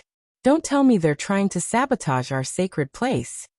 Hundreds of phoenixes gathered at the 9 levels of Hell Peak within minutes, surrounding the place. Not a single one of them wasn't baffled at the moment of their arrival, when they saw the situation. What the fuck is going on? What the fuck am I looking at? Are my eyes deceiving me? Or is there a dragon inside the 9 levels of hell? At the 6th level, no less. None of the newcomers dared to believe their eyes. Sometime later, they snapped out of their daze and began shouting at each other. Hey, someone go fish that dragon bastard out. Why don't you do it? Although nobody there wanted to admit it, none of them could enter the 6th level, much less drag Yuan out. Lady Liqiu, you're the only one here who can endure the flames on the 6th level. Eventually, they all turned to the only individual there who had any hopes of surviving the 6th level. Feng Liqiu remained silent for a moment before responding to their hopeful gazes. Huh? Why should I? Her words instantly shattered their hopes and left them dumbfounded. What do you mean, why? There's a dragon in our territory, inside the 9 levels of hell. She shrugged. I'm exhausted right now. Exhausted? From what? From rushing back home, she explained. An awkward silence filled the atmosphere. Suddenly, a loud and authoritative voice resounded. What the hell is going on here? Master Mu. These phoenixes became hopeful again after seeing Feng Mu's appearance. These phoenixes pointed to the 6th level of the 9 levels of hell, without uttering a word. When Feng Mu followed their gesture, and saw Yuan cultivating in the 6th level, his eyes widened with shock and disbelief. The 6th level? Impossible. He immediately looked at Feng Liqiu and questioned her. What did you do to him? He assumed Feng Liqiu was responsible for Yuan's achievements since she was the only one there capable of entering the 6th level. And why the hell does he smell like a dragon? Is mother aware of this? No clue what you're talking about. Feng Liqiu casually responded. Feng Mu looked at Yuan and frowned. Whatever. If you're not going to take him out, I will do it myself. I won't allow him to dirty this place with his presence any longer. Halt. Right as Feng Mu prepared to dive into the volcano, a calm and clear voice rippled through the air, halting everyone's movement. The second the phoenixes recognized this voice, they lowered their heads and loudly greeted her. Empress Feng, we greet Her Majesty. The primordial phoenix emerged from a rift, her figure hovering majestically above the 9 levels of hell. Her gaze was fixed intently on Yuan, observing him with a mixture of surprise and curiosity. Nobody is allowed to disturb him. Leave. The phoenixes bowed to her and left the scene without uttering a single word. The only ones who remained were her children. Once most of the spectators were gone, The primordial phoenix created a barrier around the peak that prevented Yejun's scent from spreading. Mother, did you let him enter knowing that he has dragon blood flowing through his veins? Fengmu asked. Yes, I am aware. Once the primordial phoenix confirmed this fact, Fengmu no longer had any say in this matter. He gave Yejun one final glance before disappearing from the scene. I know you're watching this, Primal Monarch. The primordial phoenix suddenly spoke out loud. Sure enough, another rift appeared above the volcano, and the Primal Monarch emerged from it. I don't remember the last time I made so many public appearances in such a short time. In fact, this might be a first, he spoke as he appeared.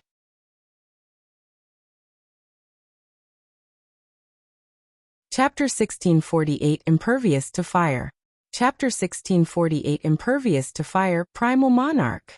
Feng Yao and Feng Liqiu lowered their head after snapping out of their daze. The Primal Monarch acknowledged them with a slight nod before looking at the primordial phoenix and asking, So, why did you call for me? The primordial phoenix looked at Yejun and spoke. You know, I have secretly been to the human world before, and I even spent a few thousand years there. What? When did you do such a thing? And why? Feng Liqiu expressed shock after learning this information for the first time despite being the second eldest. After giving birth to my fourth child, I suddenly had the urge to see how my first child was doing, so I traveled to the human world to satisfy my curiosity. Just going there took several million years of traveling non-stop. I was only able to achieve this because she had the same bloodline as me, and I could sense someone of the same bloodline no matter the distance. If it weren't for that, I wouldn't have been able to find the human world, much less see my child.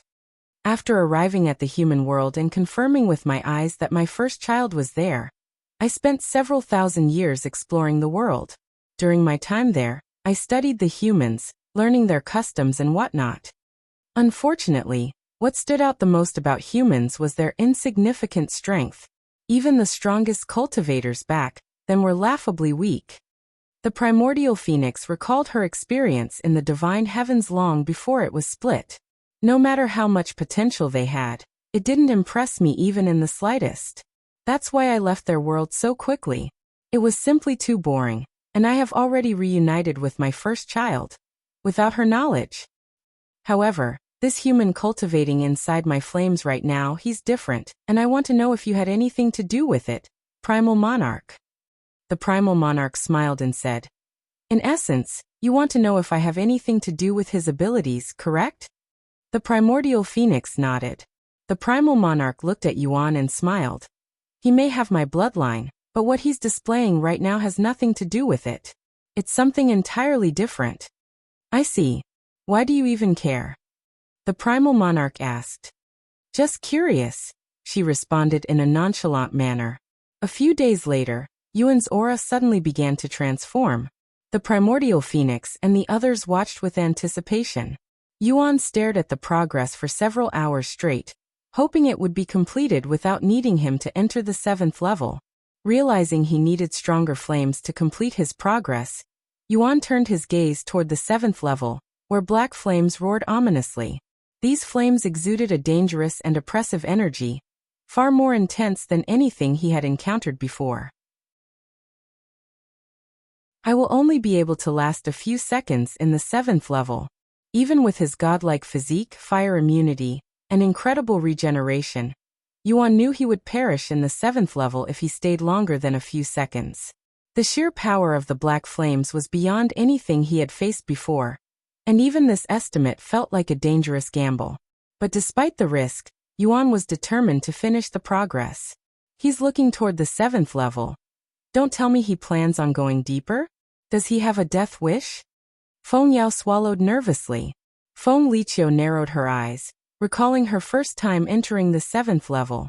When she first attempted the 7th level, she had just achieved fire harmony, but even that was not enough to withstand the black flames, and she nearly lost her life just entering it. If Mother didn't save me at the last second, I would have perished on that day. Feng Liqiu sighed inwardly. After preparing himself, Yejun took one last deep breath before jumping into the black flames. The flames are much more powerful than I anticipated. I won't last more than a second in this place. Yuan immediately realized that had underestimated the prowess of the black flames, but it was already too late to go back. More than half of his body was burned away the instant he entered the 7th level. However, at the same time his progress also advanced. The moment Yuan's physique evolved, the black flames ceased their relentless assault on his body. Instead of burning him, the flames began to restore his body, even strengthening it. Once his body was fully restored, the flames began filling his chaotic heart with chaotic essence, causing his cultivation to soar once again. His cultivation halted at perfect chaotic master, rivaling someone at the peak of divine master. Yuan inspected his body, marveling at the transformation. The black flames, which had once pushed him to the brink of collapse with unbearable pain, now felt soothing and comforting, as if he were basking in the perfect sunlight. Am I completely impervious to fire now? Yuan wondered inwardly. He turned his gaze toward the 8th level, where beautiful white flames raged with an ethereal intensity. Strangely, despite their brilliance and power, he couldn't sense any threat from them. It was as though the flames no longer held the capacity to harm him. What just happened? His body was on the verge of destruction just seconds ago. Now it seems as if the flames don't even affect him. Feng Liqiu exclaimed, her voice filled with shock and disbelief. Not only is he unaffected by it, he's absorbing the flames and turning them into his own strength. The primordial phoenix muttered, her eyes narrowing as she observed Yuan with a thoughtful expression. Chapter 1649 Harmonious Heaven, Refining Immortal Physique. Chapter 1649 Harmonious Heaven Refining Immortal Physique, turning the flames into his own strength. That is a realm above fire harmony. Feng Liqiu muttered in a dazed voice. While the phoenixes remained stunned by Yuan's remarkable achievements, he decided to push the boundaries of his newfound power. Without hesitation, he leaped straight into the 8th level, where the brilliant white flames roared fiercely. Sure enough, I don't feel any difference. No, this is even more comfortable than the black flames, Yuan thought, closing his eyes as the white flames enveloped him. This is outrageous. Feng Liqiu muttered, her body trembling as she stared at Yuan's figure. The white flames, powerful enough to seriously injure even her, despite having pushed her fire harmony to its limits, seemed to have no effect on him. Just days ago he had struggled on the 2nd level, yet now, this mere human was enduring the flames of the 8th level with ease. The sight left her speechless and shaken. I don't get it. The primordial phoenix suddenly muttered out loud. Even if he has the ability to absorb my flames, there should be a limit to how much he could absorb without blowing up. His cultivation isn't increasing, and I refuse to believe that his single chaotic heart could contain so much chaotic essence. Where are all of the chaotic essence going? The primordial phoenix's question was a valid one. Just like a cup, no vessel, no matter how powerful, could hold an infinite amount. If one kept pouring water into a cup, it would eventually overflow. Similarly, there had to be a limit to how much power Yuan could absorb before reaching a breaking point. Yet this breaking point was nowhere to be seen with Yuan. Sure enough, Yuan's chaotic heart could not contain an infinite amount of chaotic essence. And once it was completely filled to the brim, the chaotic essence was sent elsewhere. Primordial fire, rank, celestial. Mastery level, 1, description. The highest level of fire mastery, attainable only by a few bloodlines. Primordial fire transcends all other flames, bypassing even the strongest fire resistance and immunity. It is the ultimate expression of fire, a flame unrivaled in destructive capability, and feared by even phoenixes. So I can turn the flames I absorbed into my own power. Yuan swallowed nervously at the implications. If I can merge my physique with the fire immunity, I should be able to do the same with other immunities. Perhaps that's how I complete my new physique. Sometime later, Yuan turned his gaze to the 9th and final level of the 9 levels of hell. Unlike the previous 8 levels, there were no visible flames in the 9th. However, despite the absence of fire, Yuan could clearly sense something powerful and ominous lingering within. It looks like I am not completely impervious to all fire yet. Yuan sighed inwardly. Though he had endured the 8th level without any issues, He could instinctively sense that the 9th level was different, deadly even for him. I guess it's about time I leave this place. In just a few days, had completed his chaotic heart, gained fire immunity, evolved his physique, and even acquired a celestial rank skill.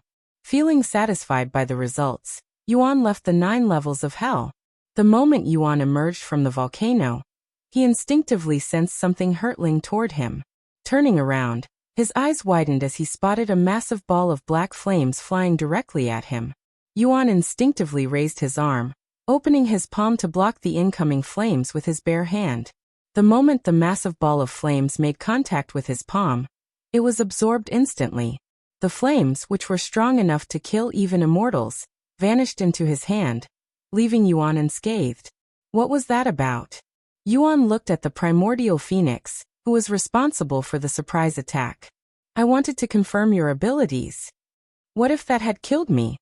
But it didn't. Unbelievable. Why are you complaining? You should be thanking me for letting you use the 9 levels of hell. I would have if you didn't send me here, because of your pettiness. Yuan shrugged. I have no clue what you're talking about. The primordial phoenix shook her head. Whatever. I'm going to head to the Divine Dragon's sanctuary, now that I have completed my chaotic heart. Wait a minute. Feng Liqiu suddenly spoke up. Who are you? Yuan asked. I'm Feng Liqiu, the second eldest in the family. Oh hello. Do you need something from me? Can you tell me how you are absorbing the flames? It's mostly thanks to my unique physique, that's all. Were you born with that physique? Yes. Feng Liqiu suddenly became silent with a ponderous expression on her face. If there's nothing else. Wait, I have one more thing, a request. What kind? Feng Liqiu narrowed her eyes and spoke. Give me some of your blood and chaotic essence. What? Yuan raised an eyebrow, unable to comprehend her request at first. However, Feng Yao and the primordial phoenix reacted with shock, their eyes wide in disbelief. The request clearly struck them, while the primal monarch, observing the scene, wore a slight smile, as if amused. Wait a second. Yuan suddenly had a sense of déjà vu. Then he recalled a certain conversation he had with Lan Yingying. He swallowed nervously before asking. That request, you want to conceive with my energy? She nodded without hesitation. What the hell are you thinking? The primordial phoenix suddenly interjected. I have been wanting a child for a while now, and I think this is the perfect time. But with a human? I have never heard of anything like that before. Is that even possible? I guess we'll find out soon enough. Feng Liqiu smiled. Ahem. Yuan cleared his throat and said, It's definitely possible for beasts to conceive with humans since it's been done before in my world, but I have no intention of doing something like that with someone I don't know. But I already told you who I am. Feng Liqiu said. You know what I mean. Yuan shook his head.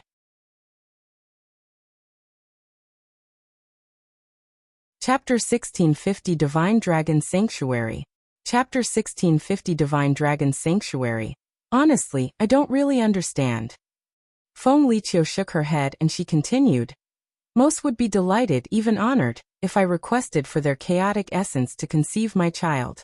Excluding dragons, I cannot imagine anyone refusing. Feng Liqiu's status as the daughter of the primordial phoenix alone granted her immense prestige in the primal expanse. Her lineage was revered, making her among the most respected in the realm, with many viewing her as nearly untouchable. Moreover, she was a powerhouse in her own right, standing as one of the strongest predators in the primal expanse. In the entire Eternal Phoenix domain, her strength was second only to her mother, the primordial phoenix. Countless powerful beings had willingly offered their chaotic essence to Feng Liqiu over the years without her even needing to ask them, but not a single one of them managed to receive her approval. Just as human men court women out of love, in the primal expanse, beings offer their chaotic essence to those they admire to express their desire for a deeper bond, and in hopes of conceiving a child with them. If I'm going to conceive a child with someone, I'd at least want to get to know them first, Yuan said. Is that a human thing? Feng Liqiu asked. I guess. Hearing this, she no longer continued the topic, but she didn't appear to have given up yet. Can you bring me to the Divine Dragon Sanctuary? Yuan looked at the Primal Monarch. Do you have a plan to acquire the treasure from them yet? The Primordial Phoenix suddenly asked. He shook his head. No, I don't. I'll figure it out as things progress. The Primal Monarch didn't ask any questions, and created a rift that directly led to the Divine Dragon Sanctuary for him. The rift will bring you to a place 2 days away from the Divine Dragon Sanctuary. Okay. Yuan looked at Yingzi and asked, Want to come along? She immediately nodded. With the Primordial Phoenix and the Primal Monarch's presence there, the atmosphere was a little too suffocating for someone like her. Then I'll see you again once I acquire the treasure. Yuan entered the rift the next moment, followed by Yingzi. The Primal Monarch left shortly after Yuan left, disappearing into thin air. Sister, were you serious just now? Feng Yao looked at Feng Liqiu and asked. Of course. But why? I am curious, she said with a smile. What kind of child would be born from a phoenix and a human like him? I want to find out. What do you think, mother? Feng Liqiu looked at the Primordial Phoenix to get her opinion on the matter. I think that's a ridiculous reason to conceive your first child with a human. The Primordial Phoenix shook her head, but she didn't reject the idea for some reason. Feng Liqiu noticed this and chuckled. So you're also curious, huh? Now I wonder what would happen if a Primordial Phoenix like mother conceived with a human. Hearing this, the Primordial Phoenix smacked Feng Liqiu in the back of the head and sneered. Don't get ahead of yourself. After emerging from the rift, Yingzi guided Yuan toward the Divine Dragon Sanctuary. Even before they began their journey, Yuan's eyes were drawn to a towering, pillar-like structure in the distance. The massive tower seemed to stretch endlessly into the heavens, dominating the horizon with its grandeur and presence. That must be the Dragon Ascending Mountain. I wanted to visit this place before, but it was too far away. Yuan recalled his experience as Tian. Starting from the Eternal Phoenix domain, the Divine Dragon Sanctuary was located on the far opposite side of the primal expanse. Without special treasures, the journey would take an unfathomable amount of time. Even with such treasures, it would have taken Tian over 100 years to reach the Divine Dragon Sanctuary on his own, which was why he had chosen to ignore it in the past. Do you know anything about the Divine Dragon Sanctuary? Yuan asked Yingzi as they traveled. I have never been to this part of the primal expanse, but the Divine Dragon Sanctuary is one of the most famous territories in this world. Although it has dragon in its name and many dragons gather there, other races are also allowed to stay in the Divine Dragon Sanctuary. Yingzi continued. It's quite populated and diverse, unlike the Eternal Phoenix domain, which is more exclusive. Is that so? Over the next 2 days, Yuan pondered how he should go about acquiring the sacred chalice of purification. Unfortunately, with so little information on the Divine Dragon Sanctuary, formulating any reliable plans was pretty much impossible. In the end, Yuan decided to join the Divine Dragon Sanctuary to learn more about them first before planning anything. 2 days later, Yuan and Yingzi arrived at the Divine Dragon Sanctuary. Unlike the Eternal Phoenix domain, where entry was closely guarded, no one approached or attempted to stop them from entering the territory. In fact, Yuan noticed a constant flow of other presences arriving at the territory at the same time, giving the place a more open and welcoming atmosphere. However, Yuan didn't know where to start. In order to become affiliated with a territory, one typically required the approval of the territory's master. However, the Divine Dragon Sanctuary, being one of the largest and most powerful territories in the primal expanse, operated differently. It was impractical for one of the strongest beings in the world to handle such insignificant matters, so a dedicated group of individuals was appointed specifically for this purpose. Yingzi, can you sense any dragons nearby? Yuan asked her. I sense a few, but none of them have the scent of a true dragon. They probably belong to an inferior bloodline. Can you bring us to the one who seems to be the most reliable? How can I tell if they're reliable? Forget it. Just bring us to the closest one. Okay. Sometime later, Yuan and Yingzi approached a tall man with striking blue hair. The moment he sensed Yuan's scent and powerful aura, the man's eyes widened in surprise and awe. Who are you?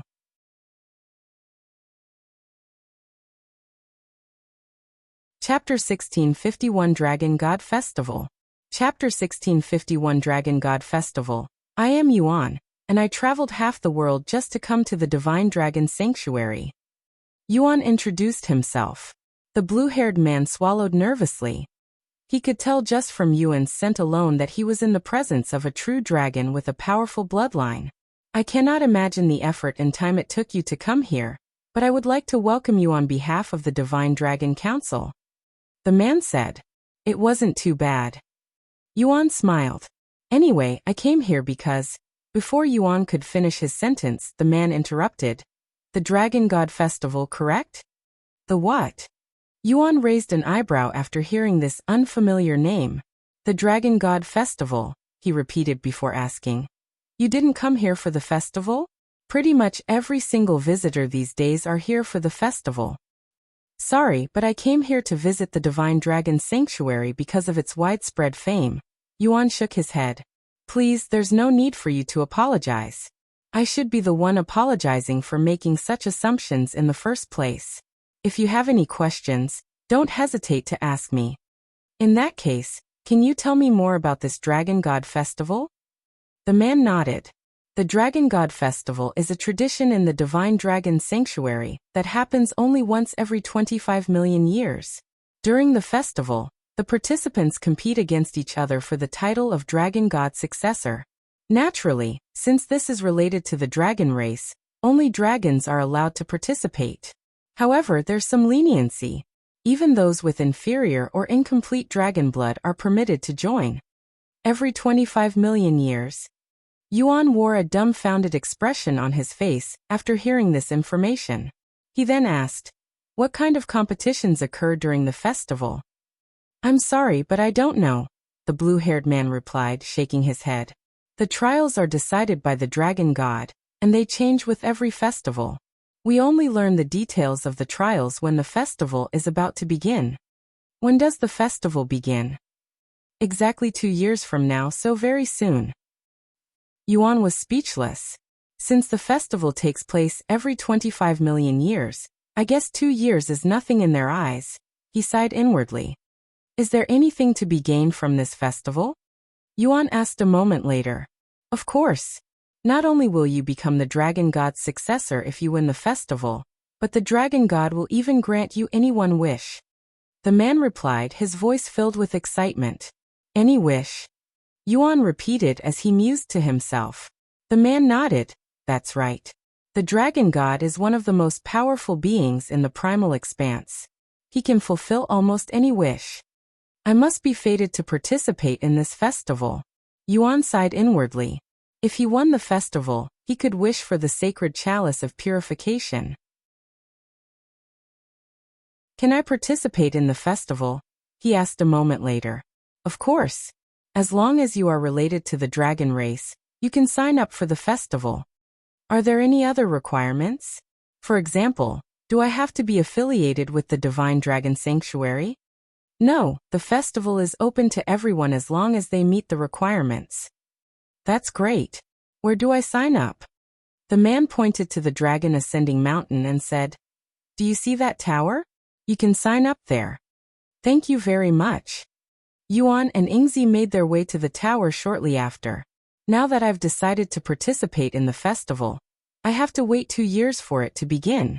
Yuan pondered what he should do in the meantime while they approached the Dragon Ascending Mountain. Sometime later, Yuan and Ingzi reached Dragon Ascending Mountain, but by the time they got there, tens of thousands of beings were already lined up. Once they joined the queue, Yuan took a moment to inspect the towering structure ahead. The Dragon Ascending Mountain was, in reality, just an incredibly tall pillar stretching into the sky. There was an entrance at the base of the tower, but Yuan couldn't quite imagine what lay inside or what purpose it served. He tried looking inside using his divine sense, but an invisible force prevented him from peeking inside. Hey! Amid his thoughts, Yuan suddenly felt someone tugging at his clothes. He turned to look at Ingzi, who was staring at him. I want to eat the rest of my meat skewers, she said. All right. Yuan pulled out a handful of meat skewers and handed them to Yingzi. The rich, savory scent of the skewers immediately filled the air, catching the attention of everyone in line, and even those nearby. Heads turned, and whispers spread as the aroma quickly became the center of attention. What is that smell? My mouth became watery after a single whiff. It's coming from the back of the queue. Look at those meat on sticks in that little girl's hands. What kind of meat is that? I've never smelled anything so delicious before. Someone exclaimed, their voice filled with astonishment. The crowd murmured in agreement, their eyes fixed on the food in Yingzi's grasp. Hey, what the fuck are you trying to pull here?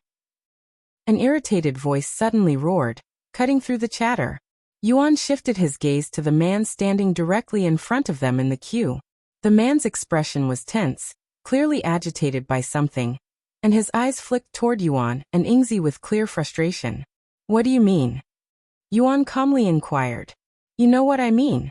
Why would you pull out something like that without considering your place and situation? Or are you trying to start something on purpose?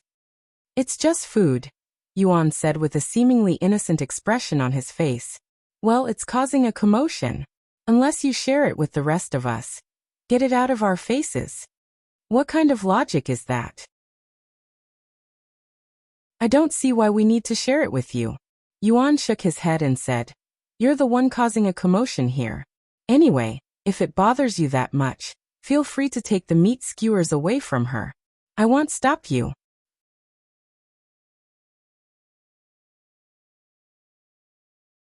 Chapter 1652 Dragon Princess Meihui. Chapter 1652 Dragon Princess Meihui. The man glanced at Yingzi, only to be met with a fierce, piercing glare that sent chills through his entire body. Instinctively, he knew that if he dared to make a move for the meat skewers in her hands, it would lead to a swift and terrible demise. Her lack of presence. Is she a shadow dweller? The onlookers pondered Yingzi's identity. After chewing and swallowing the meat in her mouth, Yingzi spoke out loud. I'm willing to exchange my food. Really? The man was pleasantly surprised, and his opinions of shadow dwellers slightly improved. However, Yingzi continued, in exchange for one skewer, I will have your life. Not just the man before her, but even Yuan and the other onlookers reacted with bafflement. Why, you crazy little bitch? I'm gonna fucking kill you. The man roared with an enraged face, and his aura surged with bloodlust. However, right as the man raised his hand, another voice boomed. What is going on here? Who dares to cause a commotion right before the Dragon God Festival? I'll disqualify you on the spot. Everyone there turned to look at the approaching figure. She was a tall beauty with a strict face and an authoritative air around her. Dragon Princess Meihui. The people there lowered their heads when they recognized her identity. Yuan looked at her with interest. In terms of prowess, she seems to be on par with Feng Liqiu. So, what is the problem here? Dragon Princess Meihui glared at Yuan, and the man who exuded bloodlust with a deep frown on her face. However, if one looked closely, one would see her eyes glancing at the meat skewers in Yingzi's grasp every few seconds. Dragon Princess Meihui would never admit it, but she couldn't care less about their insignificant drama. What prompted her to show up in the first place was in Yingzi's grasp. Dragon Princess, we were quietly waiting in line when this unreasonable fellow in front of us suddenly became aggressive. Yuan was the first to speak up, and he directly placed all blame on the man. Don't give me that bullshit. You were the ones who provoked us with your food. The man hastily refuted. Yuan shook his head and said, how did we provoke you with our food? I don't recall dangling them in front of your nose and provoking you. Or were you so enticed by the scent that you became offended? Either way, my friend was minding her business when you started yapping about sharing our food without providing any logical reason, and then you got angry when she refused. Yuan turned to look at the Dragon Princess with an apologetic smile. Although it wasn't our intention, it is true that our food was the main cause for the commotion. I hope you can forgive us. Before the Dragon Princess could even open her mouth to respond, Yuan retrieved a handful of meat skewers and shoved them toward her. Please accept our apology.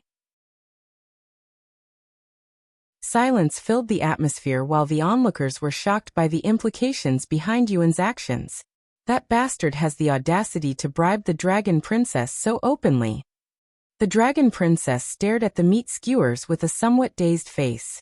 When she snapped out of it a moment later, she cleared her throat and spoke. Is that so? Don't worry about it. Since eating here is not a crime, you are not responsible for what happened. She turned to look at the man with narrowed eyes and continued. I will only give you a warning. If you continue to make a scene, I will disqualify you from the festival. I understand. I will not disappoint the princess a second time. The man didn't dare to argue back and responded with his head lowered. Then I will take my leave. Just as the Dragon Princess turned to leave, Yuan spoke again, his tone calm but firm. You haven't accepted my apology yet, princess.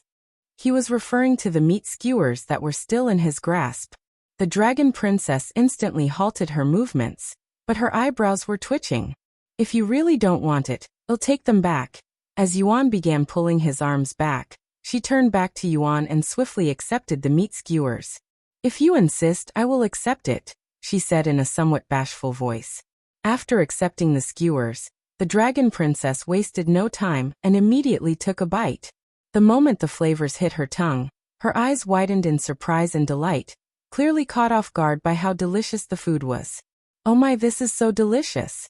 What kind of meat is this? The Dragon Princess inquired after swallowing. Chicken. What is that? The Dragon Princess raised an eyebrow in puzzlement as she moved on to the next skewer. It's a kind of bird. Like phoenixes? No, but I guess they're pretty similar.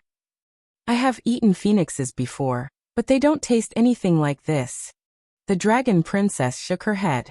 Before she realized it, the Dragon Princess had finished all the meat skewers, and a wave of disappointment washed over her.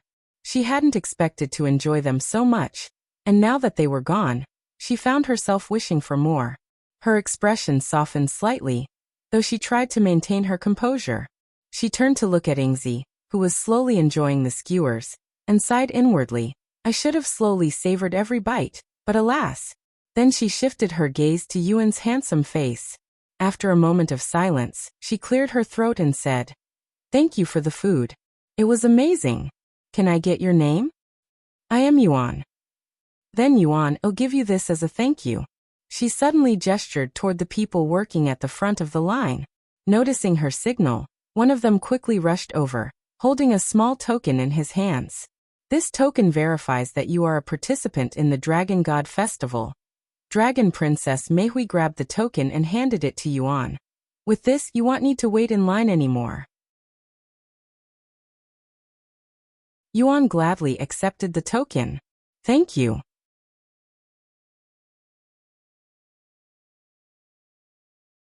Chapter 1653 Divine Dragon Council. Chapter 1653 Divine Dragon Council.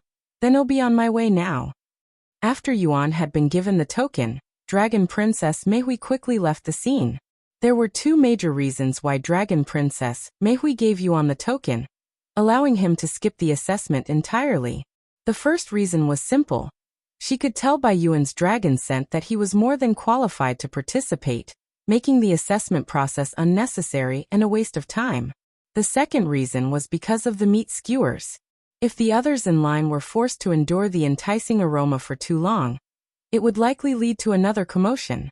By allowing Yuan to leave early, they would avoid any further disruptions caused by the irresistible scent of the skewers. With the token in his grasp, Yuan and Ingzi left the scene, disappearing into the distance. I guess I don't need to worry about being affiliated with the Divine Dragon Sanctuary for now. Yuan tossed the token into his spatial ring. What are you going to do for the next 2 years? Ingzi asked him. Yuan pondered for several minutes before responding. If the Divine Dragon Sanctuary is as powerful as the Eternal Phoenix Domain, they should have training areas like the 9 levels of Hell, right? I should take this time to strengthen myself further and prepare for the festival. But will they allow someone who isn't affiliated with their territory to use these training spots? Ingzi mused. Let's go ask that blue-haired dragon.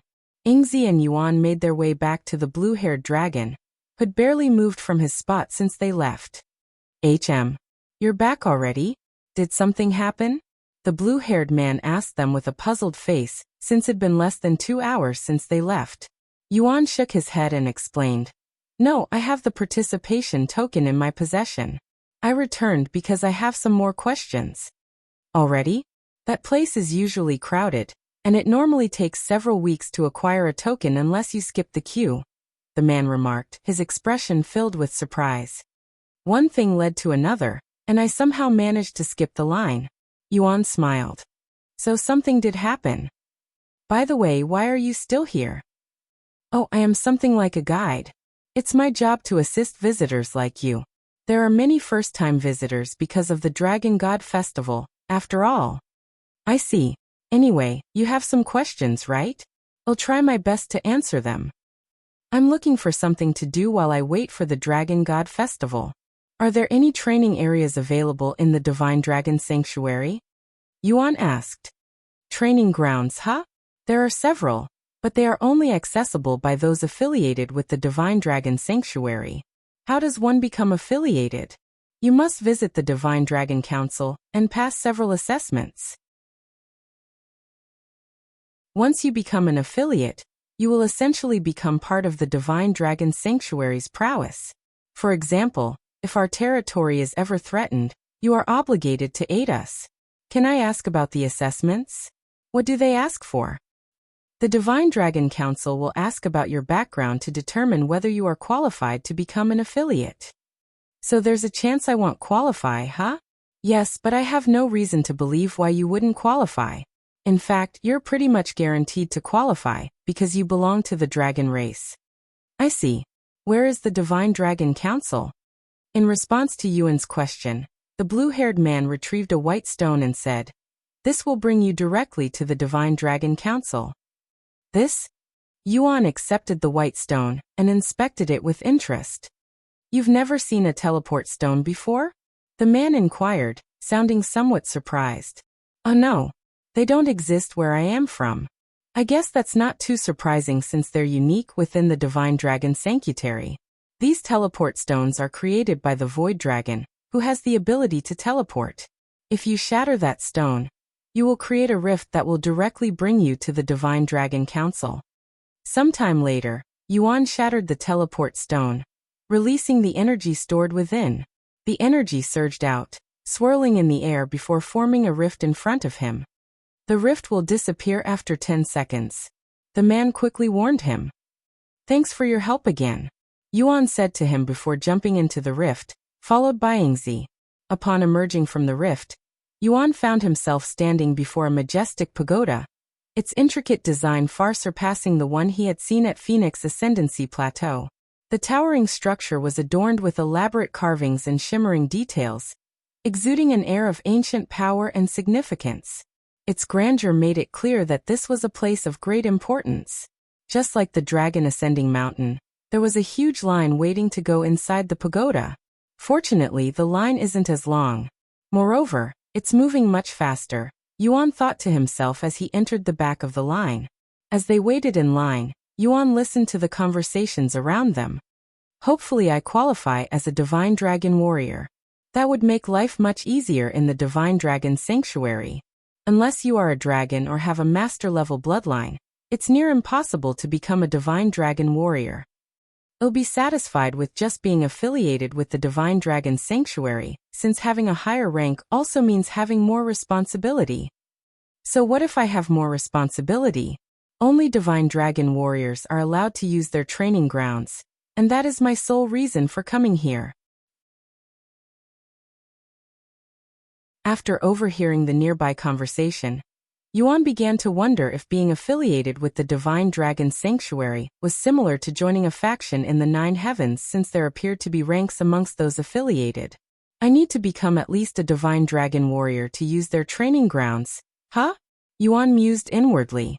Sometime later he looked at Yingzi and asked, "Are you also going to become an affiliate?"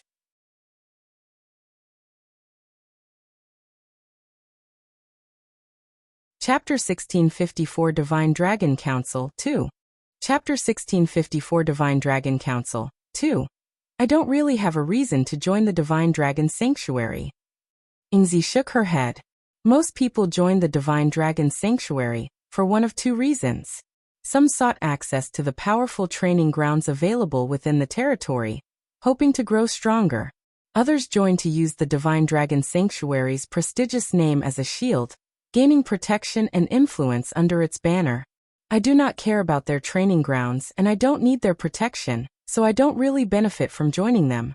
However, if you were to remain in the primal expanse forever, I wouldn't mind joining them with you. Yuan smiled at her words and said, Unfortunately, I must return to my home soon. I know. That's why I won't join them. Also, I am what most consider free-spirited. I don't wish to be constrained by their rules. It won't matter to you who will be leaving soon, but it's a big deal for those living in the primal expanse. I see. After a moment of silence, Yuan spoke again. This just crossed my mind, but do shadow dwellers also have their own territory? She nodded. We do. It's a small and remote territory somewhere in the hollowed expanse, where sunlight doesn't exist. Yuan's eyes widened at this information and he said, I know of the hollowed expanse, but I never got the chance to see it for myself for the same reasons I didn't visit the Divine Dragon Sanctuary. The primal expanse was composed of many smaller regions, each with its own distinct environment, power structures, and unique inhabitants. These regions varied greatly, from fiery domains to shadowy realms. One such region was the hollowed expanse, a world shrouded in eternal darkness, where no sunlight ever touched the land. The creatures and powers that thrived there were adapted to the shadows, such as the shadow dwellers. Since shadow dwellers are born from shadows, most of them originated from the hollowed expanse. In this realm of eternal darkness, the lack of sunlight and the pervasive gloom created the perfect conditions for these beings to come into existence. What kind of place is the hallowed expanse? Yuan asked a moment later. Ingzi recalled her memories of the hollowed expanse and said, It's a gloomy place with hardly any living trees and plants. The land is mostly sand and dirt, and not many primals venture there. If we want food, we have to leave the region. Based on Yingzi's description, Yuan imagined the hollowed expanse as a vast desert, barren and desolate, where it was always nighttime. That's why I left the hallowed expanse in the first place, even if it means weakening myself. Ingzi continued. Since shadow and darkness were the sources of shadow dwellers' power, they preferred to stay in the darkest places, where their abilities were at their peak. For Ingzi, leaving the hollowed expanse, the darkest place in the primal expanse, significantly weakened her. The line moved quickly as they chatted, and before Yuan realized it, they had reached the front, now standing directly in front of the towering pagoda. Whenever someone exited the pagoda, it was immediately clear whether they had succeeded or not. Those who had a badge pinned to their chest wore expressions of pride or relief, while those without a badge left empty-handed, often looking disappointed or frustrated. Eventually, it was Yuan's turn. Noticing the woman standing by the entrance beckoning toward him, Yuan stepped forward and approached the pagoda. You can wait for me out here, Yuan said to Ingzi as he left. Sometime later, Yuan entered the first floor of the pagoda. The interior was modestly decorated, with minimal furnishings. At the far end of the room, a young man sat behind a desk, his posture relaxed. When the young man noticed Yuan's scent, he raised an eyebrow and asked in a surprised tone, What dragon bloodline do you have? My dragon bloodline? Yuan swallowed nervously. Fortunately, had prepared for this question. I'm an Azure dragon. When Yuan considered his identity as a dragon, his first thought was to claim he hailed from the Shi family's heritage. However, he quickly realized that he had never actually learned the name of their bloodline. In the end, he used the Azure dragon's name. An Azure dragon? That can't be right, the young man replied, his brow furrowing in doubt. I can tell by your scent alone that you come from a much more prestigious bloodline. Are you trying to hide your identity? Why? If you want to become affiliated with our Divine Dragon Sanctuary, you must tell us the truth. We don't accept those with ulterior motives. I didn't think he would see through me so easily. Yuan sighed inwardly. He responded a moment later. Actually, I don't know my race. I was abandoned when I was young, and the ones who accepted and raised me were Azure dragons. The young man narrowed his gaze at Yuan. Where are you from? I'm from a remote and insignificant territory located on the other side of the primal expanse, Yuan revealed, his tone calm and sincere. What is your reason for wanting to join our Divine Dragon Sanctuary? My parents have always spoken highly of the Divine Dragon Sanctuary even though they've never been here, Yuan swiftly responded. They also recommended that I come here once they are no longer in this world. What a load of bullshit. The young man sneered inwardly at Yuan's excuses. However, even though he knew that Yuan wasn't being truthful, he couldn't ignore Yuan's powerful bloodline. I don't know what he's planning, but we can figure out his true identity through the assessment. Sometime later, the young man smiled at Yuan and said, "All right, you pass. Moreover, I believe you have the potential to become someone greater than a divine dragon warrior, so I'm going to give you a chance. Head to the second floor and take the assessment there. If you pass, you'll become a divine dragon commander instead of a mere divine dragon warrior. Be proud. You're only the fourth to be sent to the second floor in the last 1,000 years. Join privilege for VIP chaps."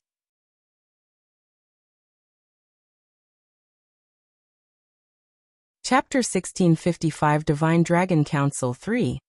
Chapter 1655 Divine Dragon Council 3. Huh? That's it. Yuan thought, surprised by how easy the process had been. He had expected the assessment to be much more difficult and strict, but in reality, it had turned out to be far simpler than he had anticipated. Then I'll head to the second floor now. Yuan gave the young man a slight bow before approaching the spiraling staircase by the wall. Several moments later, Yuan stepped onto the second floor. The layout and decorations were almost identical to those on the first floor. At the other end of the room, a middle-aged man was slumped over a desk, seemingly asleep. His posture was relaxed, and his soft, rhythmic breathing filled the otherwise quiet room. Yuan didn't say anything and approached the desk. Suddenly, without opening his eyes, the middle-aged man spoke. "It's been 200 years since someone was sent up here." A moment later, the man slowly opened his eyes and sat up, his calm gaze immediately locking onto Yuan. "I see why you were sent up here. You have a strong bloodline." "Thank you." The middle-aged man then spoke. "In order to qualify as a divine dragon commander, you must demonstrate a certain level of prowess, and your bloodline must be at least commander quality. In the primal expanse, bloodlines are ranked in the following order: Primal, Master, Commander, Emperor, and Monarch. Each rank signifies a major increase in potential and influence. Monarch quality bloodlines sit at the very pinnacle, and only supreme beings like the Dragon God, Primordial Phoenix, and Primal Monarch possess such powerful bloodlines." The middle-aged man retrieved a finger-sized needle and tossed it to Yuan. "Feed it your blood," he instructed. Yuan didn't act right away. Instead, he stared at the needle in silence for a moment, as there was a good chance this would expose his identity. The next moment, Yuan pricked his finger with the needle, and it immediately absorbed his blood. 954. What are you thinking so deeply about?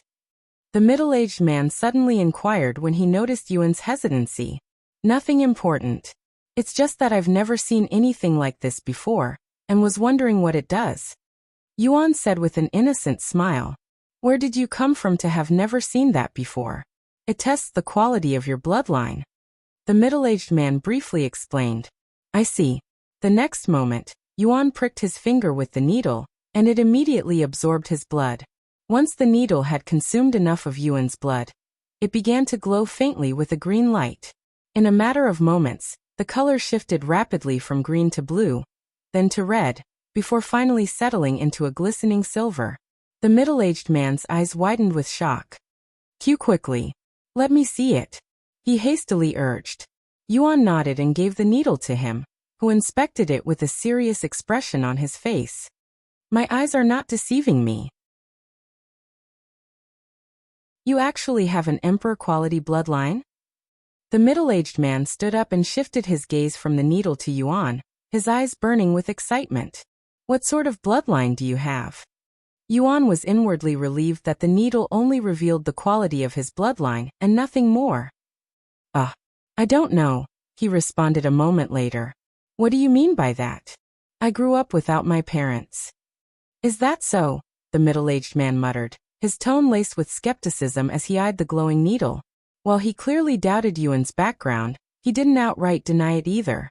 After all, given how chaotic the primal expanse was, Yuan's claim was entirely possible, even common. In a realm where powerful bloodlines often mingled and mysterious origins were not unheard of. The idea of someone like Yuan emerging from obscurity wasn't out of the question. All right, you passed this assessment. Congratulations, you're the second to pass the second floor in the last 1,000 years. What about assessing my prowess? Yuan asked. You'll be doing that on the next floor. Although your cultivation is lacking, I don't doubt you have immense potential as someone with an emperor-quality bloodline, so there's a very good chance you'll qualify as a divine dragon commander even if you fail the next assessment. All right. Then I'll head to the next floor now. Shortly after Yuan left the second floor, the middle-aged man noticed the needle was still glowing. That's strange. Why is it still active? Right as he muttered these words, the needle abruptly changed colors again. This is... He gasped, his face pale with shock. He dropped the needle and stumbled backward, falling onto his buttocks. The silver needle was now glowing a brilliant golden color. A golden glow. He whispered in disbelief, fully aware of the significance of such a sight. No, this can't be possible. The middle-aged man shook his head in disbelief before staring at the golden needle for a moment longer. Then he pulled out something that worked like a communication jade slip and started speaking into it. Meanwhile, Yuan had just reached the third floor, only to find it completely empty except for 2 words painted on the wall that read, "Be patient." After seeing the words, Yuan patiently waited for the interviewer to show up. There's a formation in the center of the room.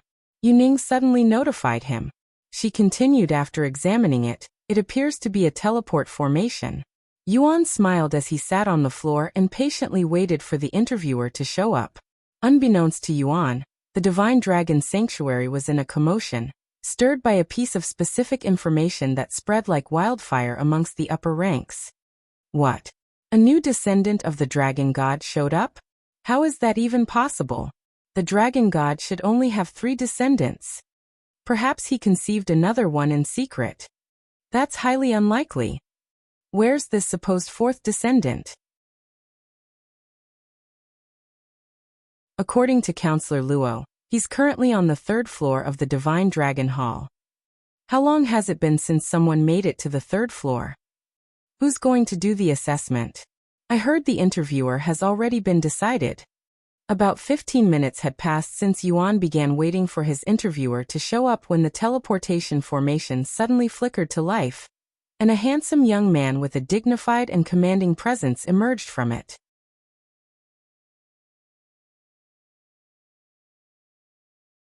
Chapter 1656 Long Yejun. Chapter 1656 Long Yejun. After appearing on the 3rd floor, the handsome young man approached Yuan with a calm smile. Hello. I hope you didn't wait too long. Yuan quickly stood up and said, No, I didn't. The young man then introduced himself. I am Long Yejun, and I will be your interviewer. Before we begin, can you tell me about yourself? I'm Yuan, and I traveled here from the other side of the primal expanse. I grew up in a small territory with 2 Azure dragons, who I consider my parents. Unfortunately, I don't know my real parents. I see. Long Yejun mumbled with a ponderous face. Sometime later, he looked at Yuan with a serious expression and said, To be honest, based on the assessment from the 2nd floor, we believe you may have a connection to the Dragon God. What? Yuan's eyes widened with surprise after hearing this unexpected news.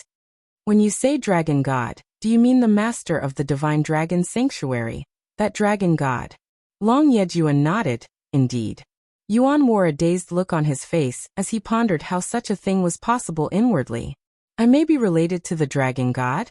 That's ridiculous. I don't recall ever meeting him even as Tian, so how is it possible that we're related? Long Yejun stared intently at Yuan's face, carefully analyzing every detail as if searching for something hidden beneath the surface. He's genuinely surprised by the information. Maybe he really has no idea that he has the Dragon God's blood within him, and it was pure coincidence that he came to the Divine Dragon Sanctuary. He wondered inwardly. After a brief moment of silence, Yuan's expression shifted, as though a sudden realization had dawned on him. The blood cleansing ceremony. He gained the ability to transform after the blood cleansing ceremony at the ancient Dragon City, and the Shi family claimed they were unaware of the origin of the blood he absorbed. However, the system had confirmed that the blood belonged to the dragon god. That expression. Did you remember something? Long Yejun inquired with a slight smile on his face. Before Yuan could respond, he continued. Anyway, I am not here to question your bloodline. We can do that after the assessment. For this assessment, I will be evaluating your combat prowess. The most effective way to do that is through a sparring match with you. Long Yejun suddenly suppressed his cultivation to perfect chaotic master, matching Yuan's cultivation. You will pass this assessment if you can injure me even slightly, he said afterward. Are you sure? Yuan asked. Yes. And take as much time as you need to prepare. Yuan didn't say anything else and became silent. How should I go about this? He wondered inwardly. He could easily injure this confident interviewer with number 1 under heaven, but he was pretending to be a dragon, and very few beings in the primal expanse used weapons. Moreover, he wanted to test out something. Sometime later, Yuan said, All right, I am ready. Long Yejun beckoned with a provocative gesture, saying, Show me what you've got. In the next instant, Yuan sprang from the ground, hurtling toward Long Yejun with incredible speed. Relentless dragon overwhelms the 9 heavens. As Yuan activated his fist technique, he channeled his chaotic essence into it, amplifying its power several times over. Long Yejun's eyes widened as Yuan's aura suddenly erupted with overwhelming force. Instinctively, he leaped back, attempting to dodge the oncoming strike. However, Yuan suddenly activated Dragon's Gaze, catching Long Yejun completely off guard. The technique paralyzed him for a split second, leaving him vulnerable. Long Yejun couldn't even utter a word before Yuan's fist, engulfed in a black aura that resembled flames, slammed into his gut, launching him across the room. His body crashed into the wall with such force that the entire building trembled. If not for the defensive formations reinforcing the structure, his impact would have shattered through the wall entirely. Despite the brutal blow, Long Yejun somehow managed to land on his feet, his expression grim but composed as he steadied himself. He took a deep breath, then forcefully blew his nose, expelling a fair amount of blood. Long Yejun stared at his own blood on the ground, then chuckled with excitement. When was the last time I saw my own blood? Ha ha. He laughed, a wild glint in his eyes. Does this mean I passed the assessment? Yuan asked. Long Yejun stopped laughing to look at him with a solemn gaze. No, he responded. But you. That wasn't enough to injure me. Yuan didn't say anything and merely looked at the blood on the floor. Ahem. Long Yejun awkwardly cleared his throat and explained. I was training before I came here, and that blood was accumulated then. Yuan shook his head inwardly and responded with a bittersweet smile. I understand. Let's continue then. A satisfied smile appeared on Long Yejun's face as he settled into a combative stance, his eyes gleaming with anticipation. After a brief moment of stillness, Long Yejun made the first move, using a movement technique to instantly get in front of Yuan. Yuan reacted swiftly, but as he raised his arms to defend, Long Yejun's eyes gleamed with a golden light. Dragon's Gaze. Yuan was caught off guard by Long Yejun's Dragon's Gaze, and became momentarily stunned. Payback time. Long Yejun laughed as he drove his fist into Yuan's stomach, precisely where he had been struck moments earlier. Yuan was instantly sent flying, crashing into the wall with even greater force than when he had struck Long Yejun. The impact reverberated through the room, shaking the entire building. Yet, it was Long Yejun who bore the brunt of the damage from the exchange. His hand was bruised and slightly bleeding, while Yuan emerged seemingly unscathed. Fuck. What is your body made of? Long Yejun cried out, shaking his hand in an attempt to dispel the pain, disbelief written across his face.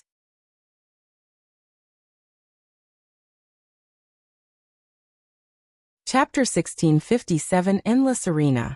Chapter 1657 Endless Arena. Although Yuan appeared unscathed on the outside, he hadn't emerged from the exchange completely uninjured. Beneath his calm exterior, the impact had taken a slight toll on his body, but his regenerative ability swiftly healed the damage, allowing him to recover almost instantly. I cannot underestimate this man.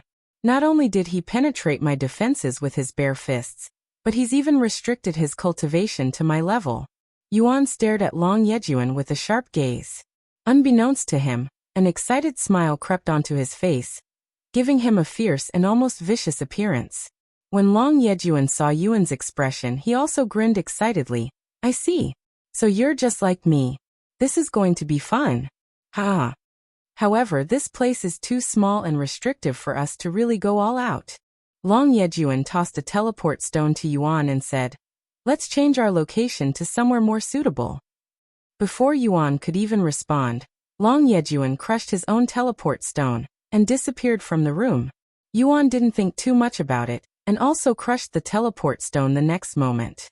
After being teleported, Yuan found himself in a vast land that seemed to have been artificially flattened. The ground was smooth and level, resembling the surface of a grand arena prepared for battle, and it stretched endlessly toward the horizon, its sheer size almost overwhelming. Welcome to the endless arena, Long Yejun said, gesturing to the vast expanse around them. This is the largest arena in the Divine Dragon Sanctuary, spanning over 100,000 miles. We won't have to worry about slamming into walls and whatnot here. Whenever you're ready. Long Yejun gestured to Yuan a moment later. After a moment of stillness, Yuan made the first move. However, this time, Long Yejun had no intention of letting Yuan land a hit so easily and swiftly countered with a move of his own. When they clashed, a powerful ripple surged through the arena, as if two colossal mountains had collided, sending shockwaves across the vast expanse and shaking the ground beneath them. Each of their punches was so powerful that it generated a fierce gust of wind, while every kick unleashed small windstorms, the sheer force of their battle reshaping the air around them. In addition to their fists and legs, they also unleashed Dragon's Gaze on each other whenever possible. However, now that they were both fully aware of each other's capabilities, neither of them was caught off guard, skillfully countering the other's Dragon's Gaze with their own. How is he canceling out my dragon's authority? Long Yejun thought in disbelief.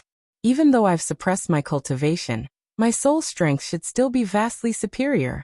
Meanwhile, Yuan was focusing all his efforts on breaking through Long Yejun's mental defenses, but no matter how hard he tried, he found himself unable to penetrate them.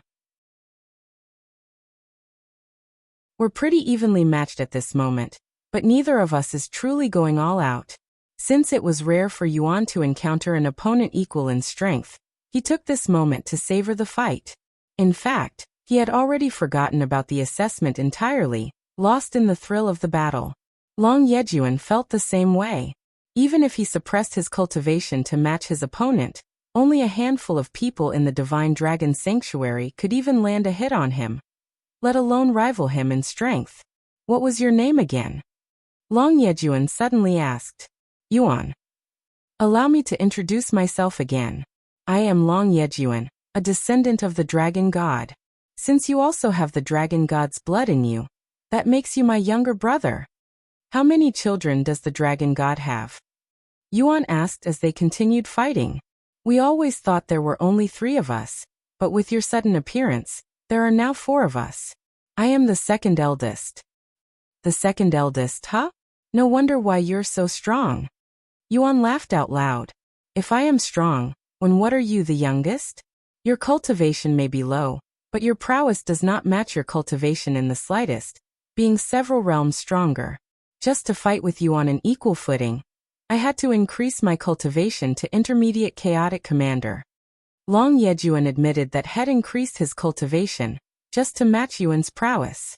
As Yuan and Long Yejun continued their intense battle, nearby beings began to take notice. Given the vast size of the endless arena, it was common for multiple individuals to use it simultaneously, typically without paying attention to others.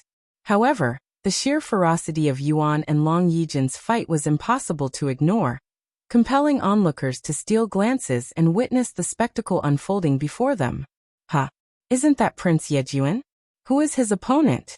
I don't recognize him. But he's fighting with Prince Yejun on equal footing while having a lower cultivation. What in Dragon God's name is going on? One of the onlookers exclaimed in disbelief, unable to comprehend how someone could rival Long Yejun, a descendant of the Dragon God. Wait a second. I heard rumors about a fourth descendant showing up very recently. Is that him? The Dragon God's fourth descendant looks extremely promising. He might even rival the eldest, that tyrant. Impossible. Nobody can rival that tyrant, who is the closest to reaching the Dragon God's prowess. Anyway, Prince Yejun is obviously holding back. If he became serious, the fourth won't be able to fight back. I wouldn't be so sure about that. It seems to me the fourth is also holding back. Time will tell. More and more people began showing up at the endless arena to watch Yuan and Long Yejun's fight once word of it spread. As the fight progressed, both Yuan and Long Yejun grew more serious, gradually revealing more of their true strength. That should be enough for a warm-up. Let's get serious now. Long Yejun suddenly stopped fighting and said, "Fine by me." Yuan nodded, agreeing with him.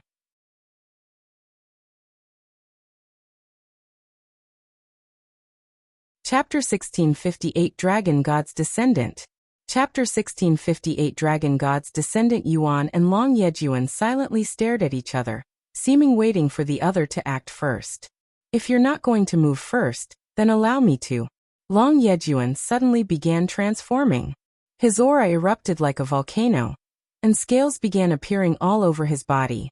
Furthermore, a golden mask that was shaped like a dragon's face materialized on Long Yejun's face, giving him a fearsome presence. Seeing this, Yuan used God of War's astral arts, but he restricted the avatar size to be only slightly larger than his own body. What is that? Long Yejun murmured, staring at the avatar with awe and intrigue, as had never seen a technique like that before. It was not just Long Yejun. The onlookers were also baffled by God of War's astral arts, a unique technique unlike anything they've seen before. Why are you just standing there? Let's go. Yuan made the first move a moment later when Long Yejun only stood there in silence. Long Yejun quickly snapped out of his daze to block Yuan's strike before countering with his own. Long Yejun's speed and power had significantly increased since his transformation. As for Yuan, not only did he become stronger, but he also grew another pair of arms, allowing him to attack more frequently. After their power-up, each of their punches and kicks would create powerful windstorms and cause violent earthquakes. What is going on here? A new onlooker showed up after being attracted by the commotion. Princess Meihui. The others bowed to her after recognizing her. The Dragon Prince is currently sparring with the fourth Dragon God Descendant. Someone filled her in on the situation. Huh? My brother? And what do you mean fourth Dragon God Descendant? Dragon Princess Meihui raised her eyebrows in a puzzled manner. This was her first time hearing this news. You haven't heard? This person managed to reach the second floor of the Divine Dragon Council. And when his bloodline was tested, it was revealed he had the Dragon God's blood within him. It's been spreading around like crazy. This is my first time hearing about it. Princess Meihui shook her head. She narrowed her focus at the figure fighting with her brother, Long Yejun. When she saw Yuan's face and recognized him, her eyes widened with shock. He's the fourth Dragon God Descendant. No way, she exclaimed. What? You know him? We've met and even spoken very recently. However, I can't say that I know him. To think he'd have Dragon God's blood in him. What kind of coincidence is this? Princess Meihui sighed out loud. It's just a rumor for now since they haven't confirmed if he is truly the Dragon God's fourth descendant. Princess Meihui shook her head and said, It's likely true since I felt a strange connection with him when we first met. Although it was subtle, it was still there. I didn't think much of it back then, and even ignored it. No way. So he might really be the fourth Dragon God's descendant? The others were speechless. In the Divine Dragon Sanctuary, Those who were affiliated followed a strict ranking structure. This hierarchy determined not only status but also privileges and responsibilities, with higher-ranked individuals holding greater authority and access to powerful resources, while the lower ranks strove to prove themselves worthy of advancement. The majority of affiliates within the Divine Dragon Sanctuary do not possess a rank, making even the lowest rank a position of immense authority. The lowest rank within the Divine Dragon Sanctuary was the Divine Dragon Warrior, entrusted with maintaining order within the territory. They also served as the first line of defense and enforcers of the territory's peace. Above them were the Divine Dragon Commanders, responsible for leading and directing the Divine Dragon Warriors. They were akin to generals in the military. Only 100 Divine Dragon Commanders existed in the Divine Dragon Sanctuary, while hundreds of thousands of Divine Dragon Warriors exist. The next and highest attainable rank was the Divine Dragon Council. Comprised of fewer than a dozen individuals, the members of the council wielded the greatest authority within the Divine Dragon Sanctuary, second only to the Dragon God and his descendants. They were entrusted with making crucial decisions and overseeing the sanctuary's most important matters. Although the Divine Dragon Council was the highest rank, there was a rank even higher than them, reserved only for the Dragon God's offspring, the Dragon God's descendants. Has the Dragon God commented on the situation? Princess Meihui asked the ones around her. No, but the Dragon God should have been notified already. Meihui looked toward the sky and mumbled, "Father." Yuan and Long Yejun continued their battle for 2 days straight without a moment of rest. Both had long forgotten about the assessment, fully absorbed in the thrill of the fight, pushing each other to their limits as they exchanged relentless blows. Neither seemed willing to back down, their stamina and determination seemingly boundless. "You're really something, Yuan. I haven't been entertained to this extent in a very long time. However, I can tell that you're still holding back. Show me everything you've got. Are you sure? Don't complain if you get hurt." "Haha. Of course. I won't complain even if you kill me by accident."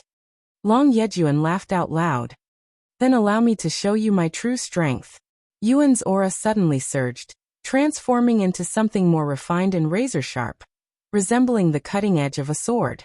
Long Yejun halted his movement, and even subconsciously backed away from Yuan after sensing his enhanced sword aura. "What is that power?" Long Yejun muttered in astonishment. Everyone watching was equally bewildered by Yuan's sword aura. The sharp, otherworldly energy left them in awe, unable to comprehend its origin or nature. "I am not done yet." After releasing his enhanced sword aura, Yuan imbued it with his chaotic essence. Boom! The sword aura instantly intensified several times, almost reaching the realm of supreme sword aura in terms of prowess.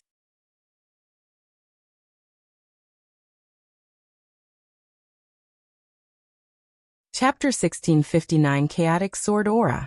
Chapter 1659 Chaotic Sword Aura. Oh, this is not bad. Much better than I anticipated.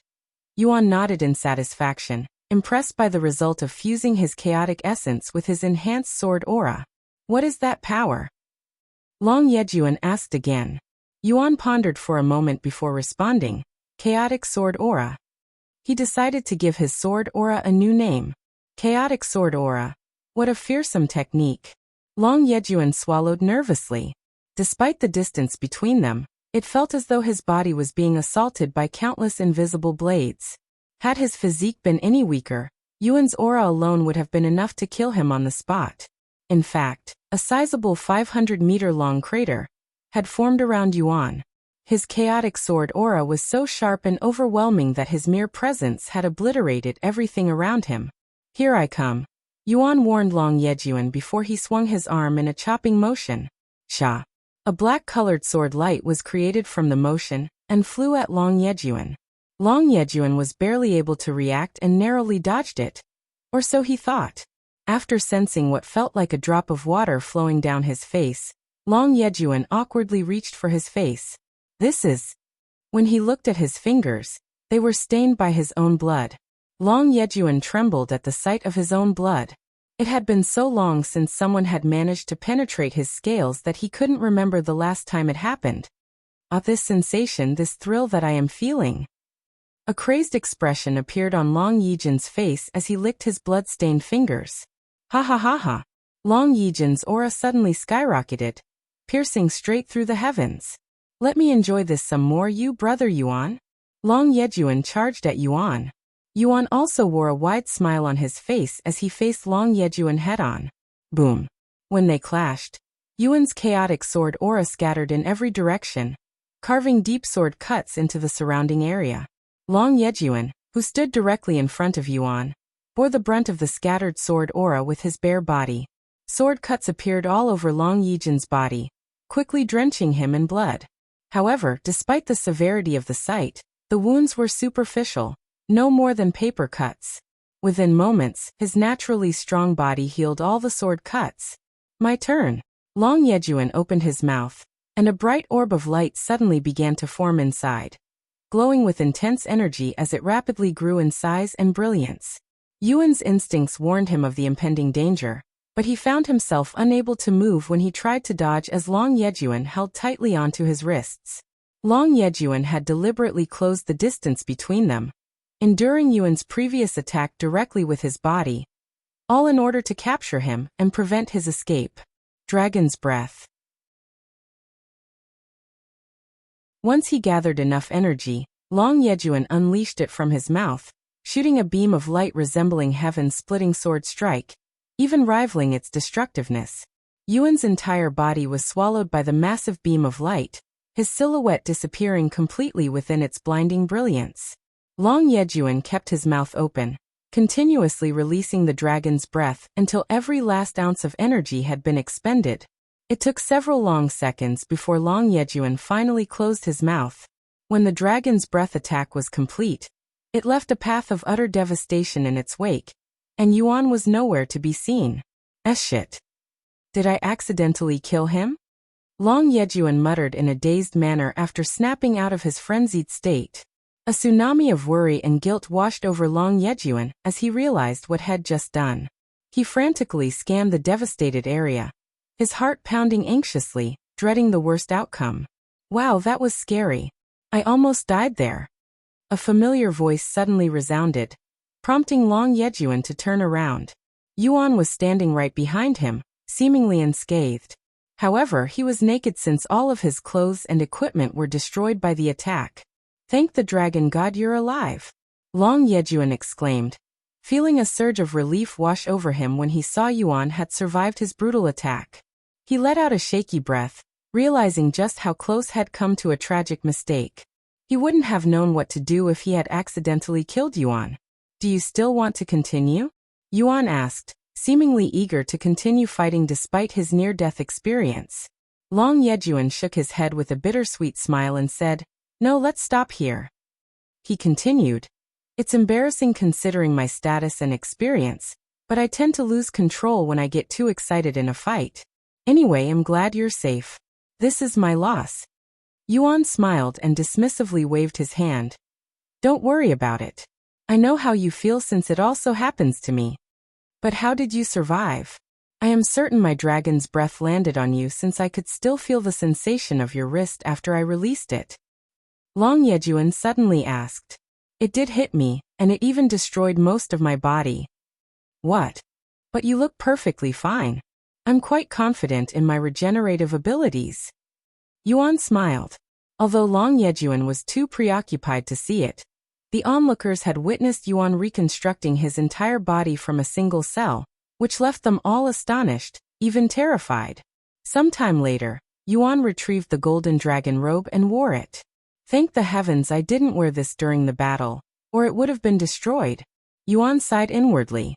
Unfortunately, the rest of Yuan's equipment had been utterly obliterated by Long Yejun's dragon's breath. Among the losses were the treasured armor and boots that had once belonged to the evil god, which he had only recently acquired. These two treasures had endured thousands of years of abuse, and even survived one of the biggest wars in the divine heaven. Yet they were somehow destroyed so soon after returning to Yuan's possession. Stygian vest and Stygian boots. What a pity. Yuan muttered in a gloomy tone. Realizing that had destroyed Yuan's treasures, Long Yejun said, Sorry, I also destroyed your valuables. It's fine. At least they were destroyed in a battle. They were also quite old and worn out, anyway. No, it's not fine. I will compensate you fully. I promise. Long Yejun said with a heartfelt face. Yuan nodded, acknowledging his sincerity.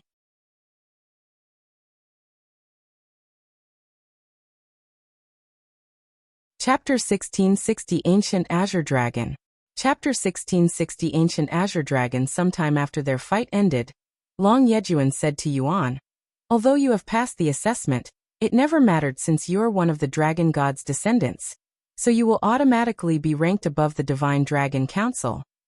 Oh, Yuan wondered if he should follow the flow and pretend to be a Dragon God's descendant.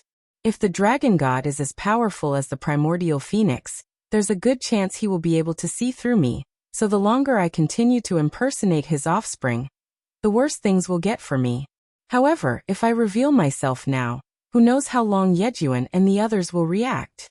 After some serious pondering, Yuan decided to continue acting as one of the Dragon God's descendants to take advantage of their training grounds for as long as possible. Even if his identity were exposed later by the Dragon God, Yuan was confident that the Primal Monarch wouldn't allow any real harm to come to him. Hey, we meet again. A familiar voice suddenly resounded, prompting Yuan to turn his head. Princess Meihui. Yuan acknowledged her with a nod. There's no need for such formality between us siblings. Allow me to introduce myself again. I am Long Meihui, the youngest of the Dragon God's descendant. Long Meihui said with a beautiful smile on her face. Yuan. I'll call you Brother Yuan from now on, so you should call me Sister Meihui. Elder sister is fine too. Long Meihui chuckled blissfully. Although she was the youngest, she was still billions of years old, so one could imagine her happiness in finally becoming an elder sister. I am finally an elder sister. I am no longer the youngest. Ahaha. I thought this day would never come. Long Meihui laughed out loud. She was so happy that she began crying a moment later. By the way, Yuan suddenly spoke. Can I still participate in the Dragon God Festival as the Dragon God's descendant? Of course. We'll also be participating. Long Yejun nodded. I see. That's great. Are you participating because there's something you want to accomplish? Can you tell us? Maybe we can help you right now. Long Meihui suddenly said. As one of the Dragon God's descendant, there was very little they couldn't achieve in the Divine Dragon Sanctuary. Yuan nodded and said, a close friend of mine is cursed, and I need the power of the Sacred Chalice of Purification to cure him. The Sacred Chalice of Purification, huh? If you can bring your friend to the Divine Dragon Sanctuary, we can help him. Long Yejun said. Yuan shook his head and sighed. Unfortunately, my friend cannot leave his territory, so I have to bring the treasure to him. That would be difficult to do since the Sacred Chalice of Purification hasn't left the Divine Dragon Sanctuary since it was brought here. Long Meihui said. But if you win the Dragon God Festival, you can make that request to the Dragon God. Long Yejun continued. That's what I plan on doing, Yuan said. Good luck, Brother Yuan. Although we've participated in nearly every Dragon God Festival since its creation many billion years ago, we've only won a few times. Long Meihui said. What kind of trials are in the festival? Yuan asked. All kinds. From trials that test your talent to nonsensical ones like racing each other across the primal expanse. Long Yejun said. Racing across the primal expanse? How long did that take to finish? Yuan asked nervously. A few hundred years. Oh. Yuan immediately became worried after hearing that the festival may potentially last for hundreds of years. What's the shortest time a festival has ever lasted? He asked a moment later. The shortest festival happened 750 million years ago. I believe that one ended in just a few minutes. Long Yejun said after pondering for a few moments. I remember that one. It was a ridiculous trial that required us to catch a primal prepared by the Dragon God. The eldest caught it in less than 3 minutes. Long Meihui sighed as she recalled the events of that day. Anyway, Brother Yuan, are you free now? I want to compensate you for the valuables that I destroyed. Long Yejun suddenly said. I am free now. Yuan nodded. Great. Take this. Long Yejun tossed another teleport stone to him. I'll see you later. Long Meihui said to him before flying away. Sometime later, Yuan crushed the teleport stone and entered the rift, followed by Long Yejun. When they emerged from the rift, Yuan found himself standing before a beautiful pavilion with a pond built around it. Where are we? He asked. Long Yejun smiled and said, the Silver Pavilion. When Long Yejun approached the pavilion, another portal appeared. This is just the entrance to my real home. Once they entered the portal, Yuan found himself surrounded by an endless, shimmering sea that was completely motionless, like water in a still cup. He stood on a long silver bridge that stretched out toward a distant island, where a large house was situated. What do you think of my world? Long Yejun asked for his impressions. Yuan looked around for a moment before responding. I can see that you like water. Long Yejun laughed at his response. He then said, I'm actually a water dragon, an ancient Azure dragon. A water dragon? I thought you were a land dragon with how well you fought on land. Yuan was surprised to learn this. Long Yejun smiled and said, if we had fought near the ocean, even near a small pond, I wouldn't have lost to you. Water dragons could only unleash their true potential when fighting near or within water, so Long Yejun had been severely handicapped during his battle with Yuan. I wouldn't be so sure about that. Yuan said provocatively. Do you want to find out? Long Yejun's aura suddenly surged, causing the still water around them to tremble with excitement. However, before Yuan could even respond, Long Yejun retracted his aura and chuckled. I'm just joking with you. Follow me. I'll bring you to my living quarters. Yuan silently nodded, maintaining a composed expression, though inwardly he was startled by Long Yejun's aura just now, which was incomparably stronger than when they had fought. If we really fought here, I have only about a 20% chance of winning, he sighed inwardly.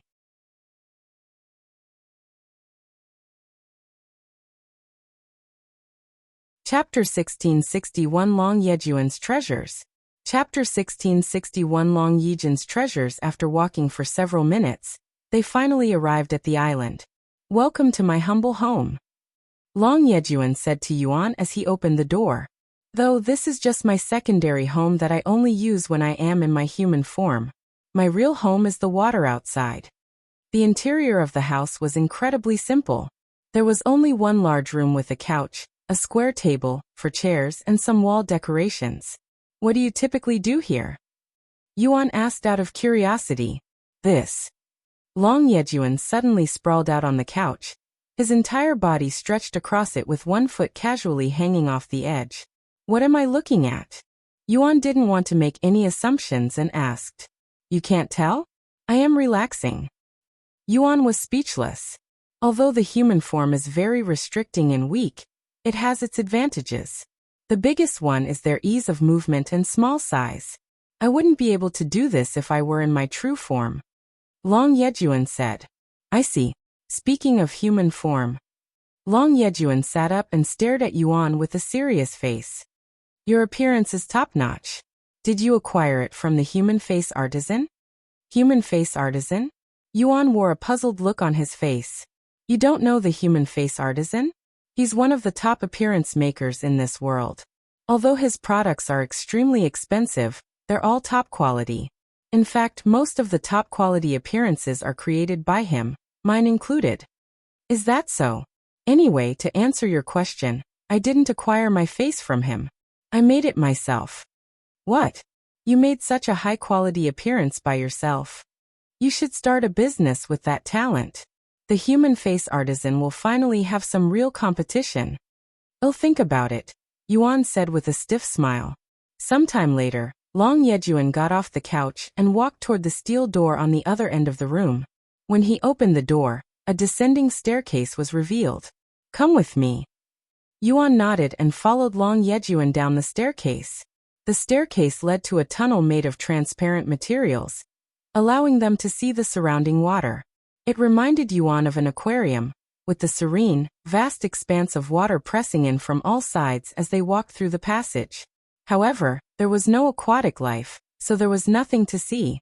After walking for several minutes, they arrived at another room where numerous objects, each radiating a vast amount of chaotic essence, were displayed like a prized collection. Welcome to my treasure room, where I store most of my valuables. Unfortunately, I don't have any valuables that could replace your destroyed clothes and shoes. Since humans don't exist in the primal expanse and predators only take human form as a hobby, armor-type treasures meant for human anatomy are extremely rare. Since I destroyed 2 of your valuables, you can pick any 2 treasures from here. Long Yejun continued. Huh? Any? Are you sure? Yuan was pleasantly surprised by his generosity. Yes, I am sure. Then a look around. There were about a dozen treasures in the room, and Yuan approached the one that was closest to him. However, when he inspected the item, he was shocked by the notifications. Grade. Quality. Description. The system failed to analyze the treasure? This was the first time the system couldn't identify a treasure at all. Is it because the treasures were created in the primal expanse? He wondered. A few moments later, Yuan looked at Long Yejun and said, Do you mind giving me a brief description of these treasures so I know what they do? Oh, of course. Long Yejun walked beside him and continued. This treasure is called Dragon's Avarice. If you feed it enough chaotic essence, it will unleash a devastating attack that rivals even a dragon's breath. Is that the technique you used on me? Yuan asked. Yes. Let's move on to the next one. I'll make a decision after I hear about every treasure. Sure. The next treasure was a large golden scale that was the size of a watermelon. This is a scale directly from the dragon god. It doesn't really have any particular uses, but it's extremely durable, near indestructible. I wouldn't be able to put a scratch on it even if I used my full power. Long Yejun said. The dragon god's scale? How did you acquire this? And why is it so small? It was given to me by the dragon god, our father. Our siblings also have one, so he'll probably give you one later. It's small because I made father shrink it since its actual size is a pain in the ass to carry around. Its real size could cover the entire endless arena. I see. The next treasure was an elegant earring, crafted from gleaming silver and adorned with a brilliant sapphire gem. Oh, I crafted this one myself. It greatly increases the wearer's ability to control water. I chose this shape after meeting a human a few 100 million years ago, and he was wearing something like this on his ears. Long Yejun explained. What happened to that human? Yuan asked out of curiosity. He took his own life when he realized that he couldn't return home and couldn't cultivate in this world. He was also my first and last human friend.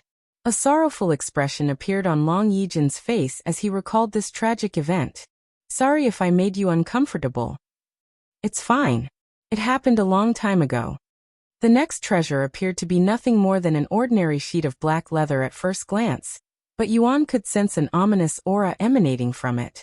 This is dragon skin that belongs to the Dragon of Destruction, who was said to be the dragon god's strongest rival billions of years ago.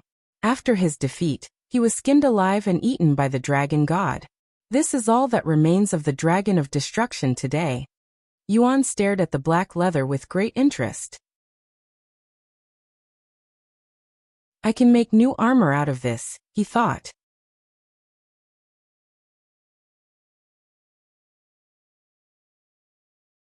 Chapter 1662 Two Treasures of His Choice.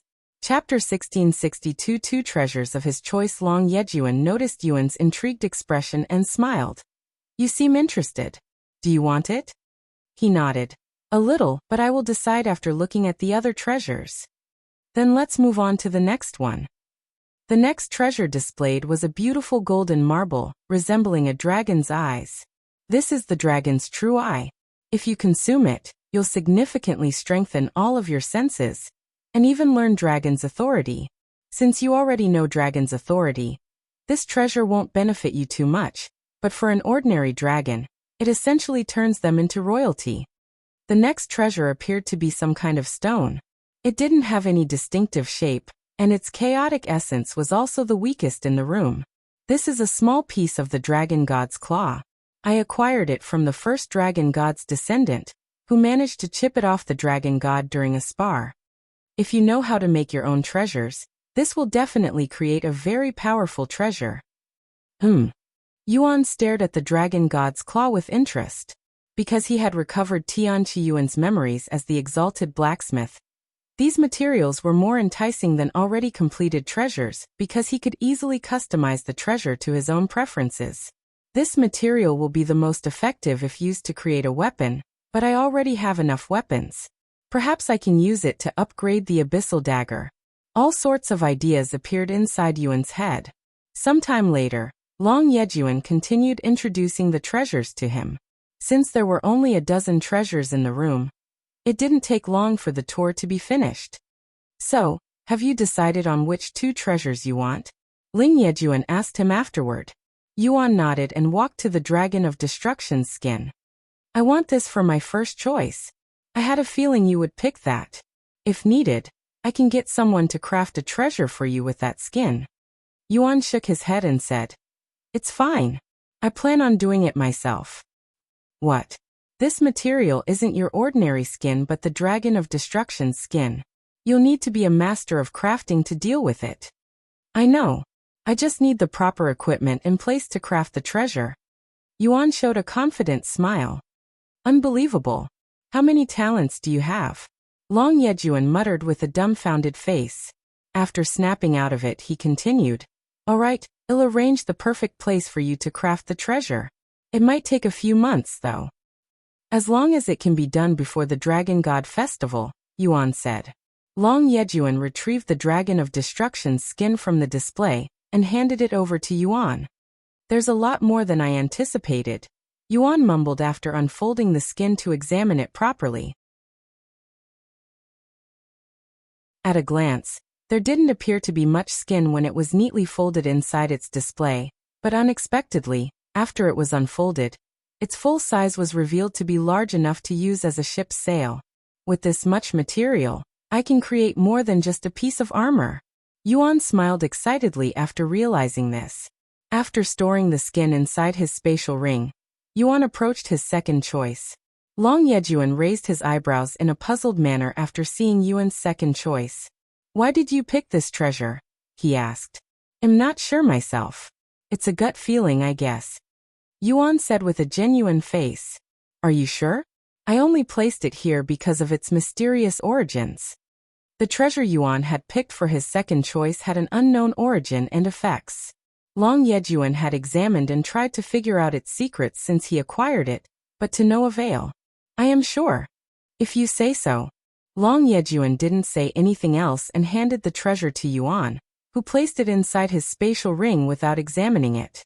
Seeing how confidently Yuan handled the treasure, Long Yejun had a feeling that Yuan knew the origin of the treasure, but he decided not to inquire about it for now. Once Yuan had his 2 treasures, they left the treasure room and returned to the main room. What are you going to do until the Dragon God Festival in 2 years? Long Yejun asked. I'm going to use the training grounds to strengthen myself. Which one? I'm not sure yet since this is my first time at the Divine Dragon Sanctuary. I see. Wait a moment. Long Yejun suddenly tapped his forehead, retrieving an orb of light. After extracting the orb of light, he made a flicking motion with his fingers, shooting the orb of light directly into Yuan's forehead. Once he absorbed the light, information on the Divine Dragon Sanctuary began filling his head, from its training grounds to other miscellaneous places. He was essentially given a map of the entire Divine Dragon Sanctuary. Sometime later, Long Yejun asked, Have you found a training ground yet? Yuan nodded and said, The Baneful Dragon's Poisonous Swamp. Long Yejun's eyes widened, and he hastily said, Wait a second. That's one of the most dangerous training grounds available. Unless you're a poison dragon, it's essentially suicide to train there. Even I don't dare to go there. It'll be fine. My poison resistance is quite strong. Yuan said. I never asked, but what kind of dragon are you? I'll keep it a secret for now. If you can guess it, I'll do you a favor. All right, I'll accept your challenge. Before I head to the Baneful Dragon's Poisonous Swamp, can you take me back to the Divine Dragon Hall? I came to the Divine Dragon's sanctuary with a friend. Sure thing. Long Yejun shattered a teleport stone to the Divine Dragon Hall a moment later. Sorry for making you wait so long. Yuan approached Ingzi, who was waiting beside the entrance. Where did you come from? Ingzi was puzzled since she hadn't noticed him leaving the Divine Dragon Hall, even though she had been watching it without looking away the entire time. Yuan immediately explained the situation to her.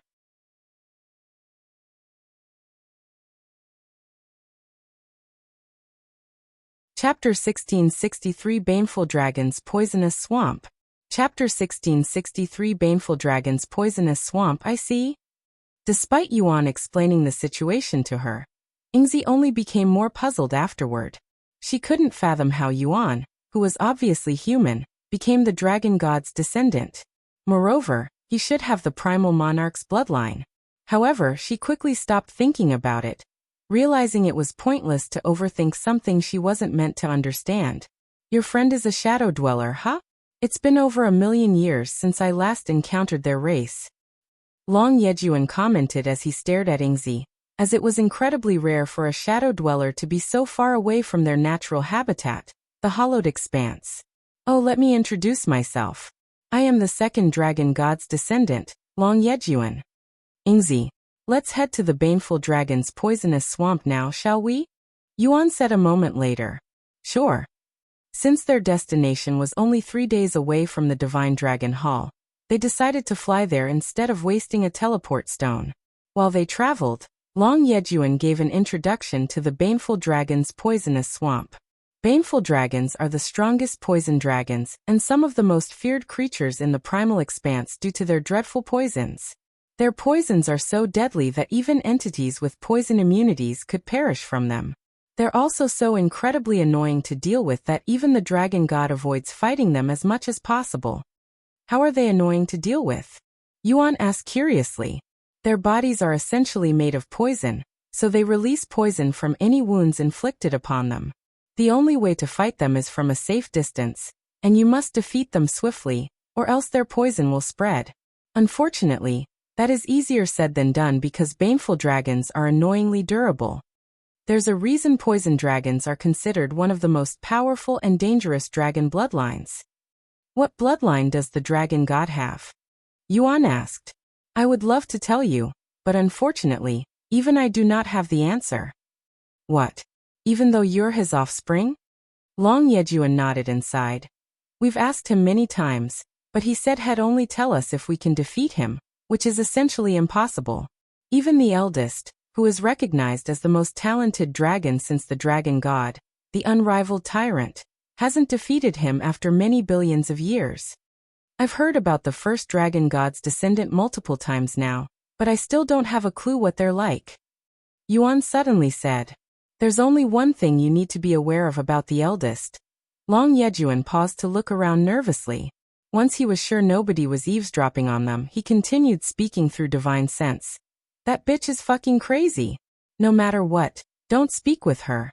As a matter of fact, don't even approach her. If you ever see her, run the other direction. The eldest is a woman, huh? Yuan thought to himself. What does she look like so I know it's her? Yuan then asked. She has multiple appearances and changes quite often, so it's impossible to recognize her from appearance alone. However, you'll still recognize her at a glance. I don't get it. You'll understand when you meet her. Not even a hint? Nope. Long Yejun refused with a smile. Forget it then. 3 days later, they arrived at the baneful dragon's poisonous swamp. Just as its name implied, the place was literally a swamp but with poisonous water and plants everywhere. There are 3 different zones in the baneful dragon's poisonous swamp: outer, inner, and center. Every zone has many layers of poisonous water, each containing a unique poison. We're currently in the first zone on the very outskirts of the place. Long Yejun explained. As you go deeper and approach the center of the swamp, the poison will become stronger. Do not underestimate this place, or you'll die. I have the antidote for all poisons up to the inner zone, so you don't have to worry about dying. However, once you enter the inner zone, I cannot save you, and only the Baneful dragon could save you. Yuan nodded. Thank you for the warning. After taking a deep breath, Yuan entered the swamp. The swamp is much shallower than I anticipated. Yuan thought to himself as the water in the swamp only reached his knees.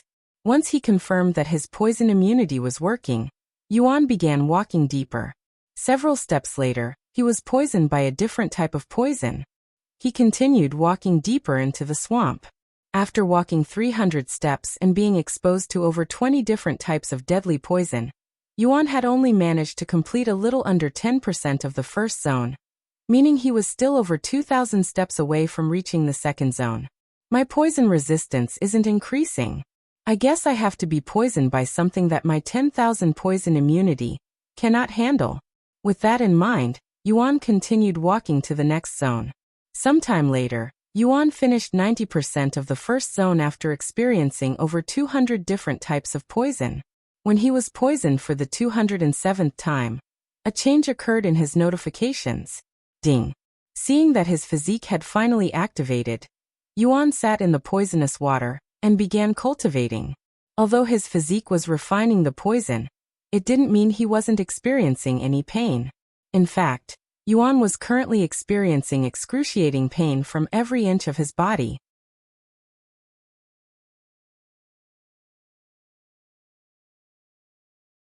Chapter 16 400,000 Poison Immunity. Chapter 16 400,000 Poison Immunity. Wow, he's doing much better than I expected. Long Yejun muttered with a surprised look after seeing how far Yuan had progressed in the Baneful dragon's poisonous swamp. He turned to look at Ingzi, who was standing beside him, and asked, "How long have you been traveling with him?" "A little over 2 years. So only recently, huh? How did you guys meet?" "I was the one who approached him. He appeared out of nowhere and piqued my interest." "Is that so?" Sometime later, Yuan stood up after receiving a notification. Progress, 10%. Yuan stopped to cultivate again. A few minutes later, Yuan walked to the next layer. He continued this until he reached the last layer of the first zone. Progress, 25%. It was only when his poison immunity advanced to the next realm that he noticed an increase in his progress. This realization led Yuan to believe that he would need to continue elevating his poison immunity to even higher levels in order to complete his progress. Sometime later, Yuan walked forward, stepping into the second zone of the swamp.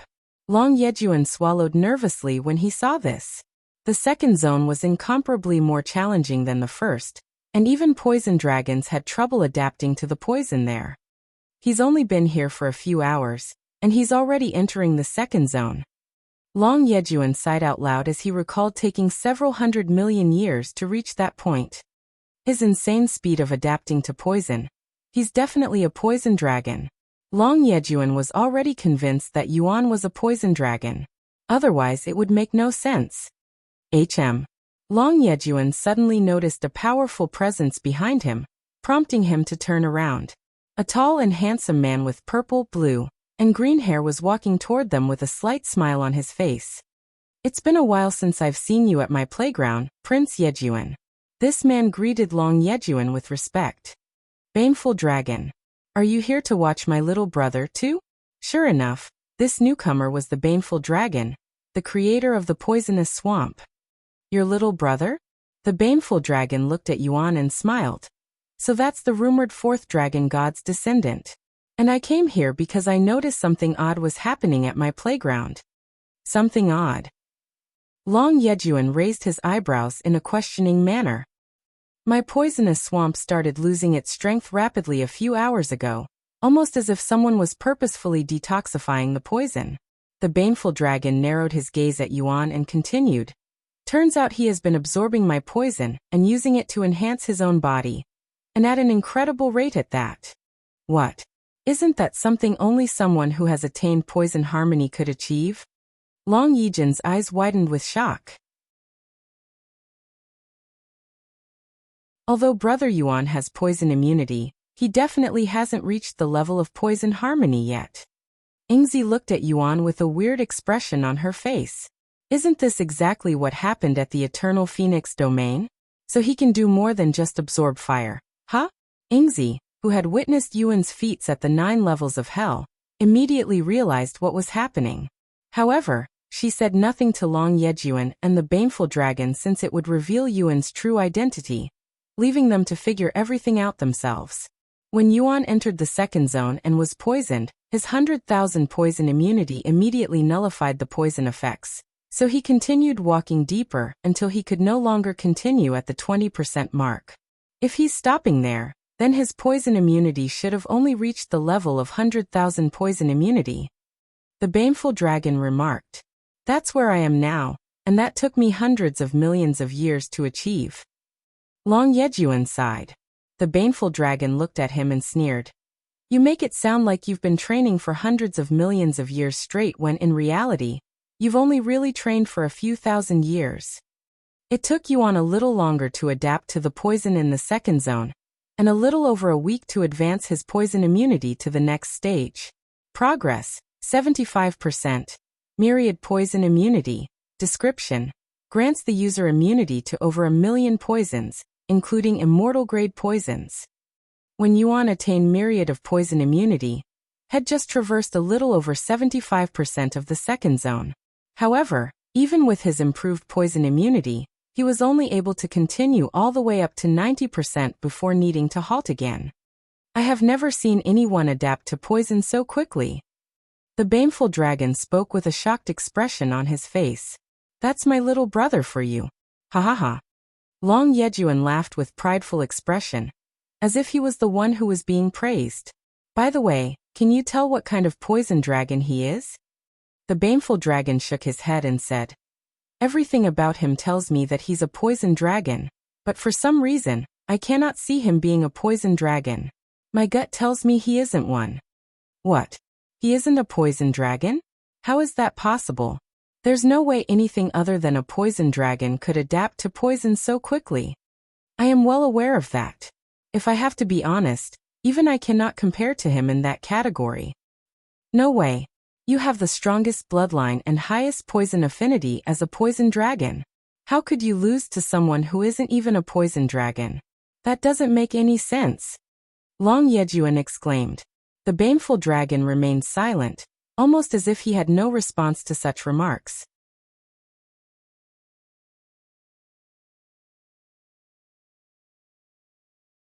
Chapter 1665 Heaven's Bane. Chapter 1665 Heaven's Bane. Another 2 weeks have passed since Yuan attained myriad poison immunity. True poison immunity. Description. Grants the user immunity to most poisons. Progress. 90%. Looks like I will have to advance my poison immunity by one more stage if I want to complete the fusion. Yuan thought to himself as he took his first step into the third zone, where the poisons are strong enough to kill even immortals within seconds. I would have stopped him from advancing further if you weren't here, Baneful Dragon. Long Yejun said. However, the Baneful Dragon shook his head and said, Even with me here, there's nothing I can do to save him in the third zone because the poison there are strong enough to kill him before I can even attempt to save him. My poisonous swamp isn't the most dangerous training ground in the Divine Dragon Sanctuary without reason. It has the most casualties, and even other Baneful Dragons have perished here because they underestimated my poison. What? Then I need to stop him immediately, before it's too late. Long Yejun hastily said. I'll be fine. Ingzi suddenly spoke for the first time since the Baneful Dragon's appearance. Where is your confidence coming from? The Baneful Dragon inquired, his gaze filled with intrigue. From experience, I guess. I have seen what he's capable of. But you've only been with him for around 2 years. Long Yejun exclaimed. And in those 2 years, I have witnessed enough to be confident of him. Ingzi shrugged. Long Yejun shifted his focus to Yuan again and swallowed nervously. Even that unrivaled tyrant hasn't stepped foot inside the third zone. He mumbled in a dazed voice. The third zone of the Baneful Dragon's poisonous swamp was much smaller than the previous 2, requiring only 100 steps to reach its very center. However, each step introduced a new, more potent layer of poison.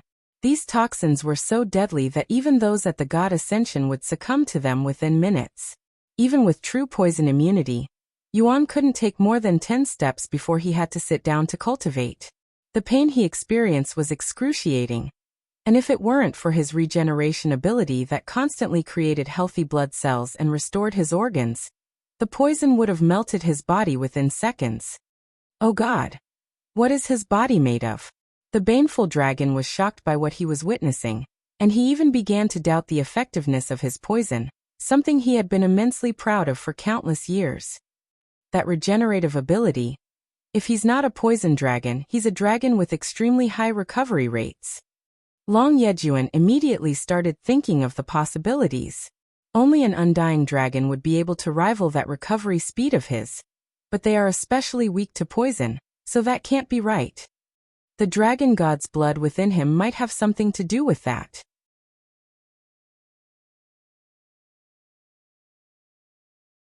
No. The dragon god's blood only enhances our existing abilities to extreme lengths. None of the dragon god's descendants have abilities beyond what they're capable of, not even the unrivaled tyrant. For example, Long Yejun's ability to control water reached levels other ancient Azure dragons could never hope to achieve, because of the dragon god's blood within him. However, he would not suddenly acquire the ability to control the void or fire. For hours later, Yuan stood up and took another step before sitting back down again to cultivate. He would continue to spend 4 hours for each step until he reached the 69th step. Ding. Progress. 100%. The Baneful dragon narrowed his eyes, sensing a drastic change in Yuan's body and aura as his physique merged properly. What a ridiculous monster. Even the unrivaled tyrant is nothing in front of his poison affinity. The Baneful dragon praised loudly. Don't let her hear that, or she'll kill you. Long Yejun said as he nervously looked around to make sure nobody there heard it. Relax. This place is usually empty. The Baneful dragon laughed. I wonder why. Long Yejun shook his head. Meanwhile, Yuan continued his march toward the very center of the poisonous swamp. Unlike before, when each step took him hours to complete, this time he moved forward without pause, not stopping for even a second. In the blink of an eye, he reached the very center of the Baneful dragon's poisonous swamp. Heaven's Bane rank, Celestial, Mastery level, 1 description, the strongest poison, the bane of all existence. A single drop of Heaven's Bane could poison even heaven itself.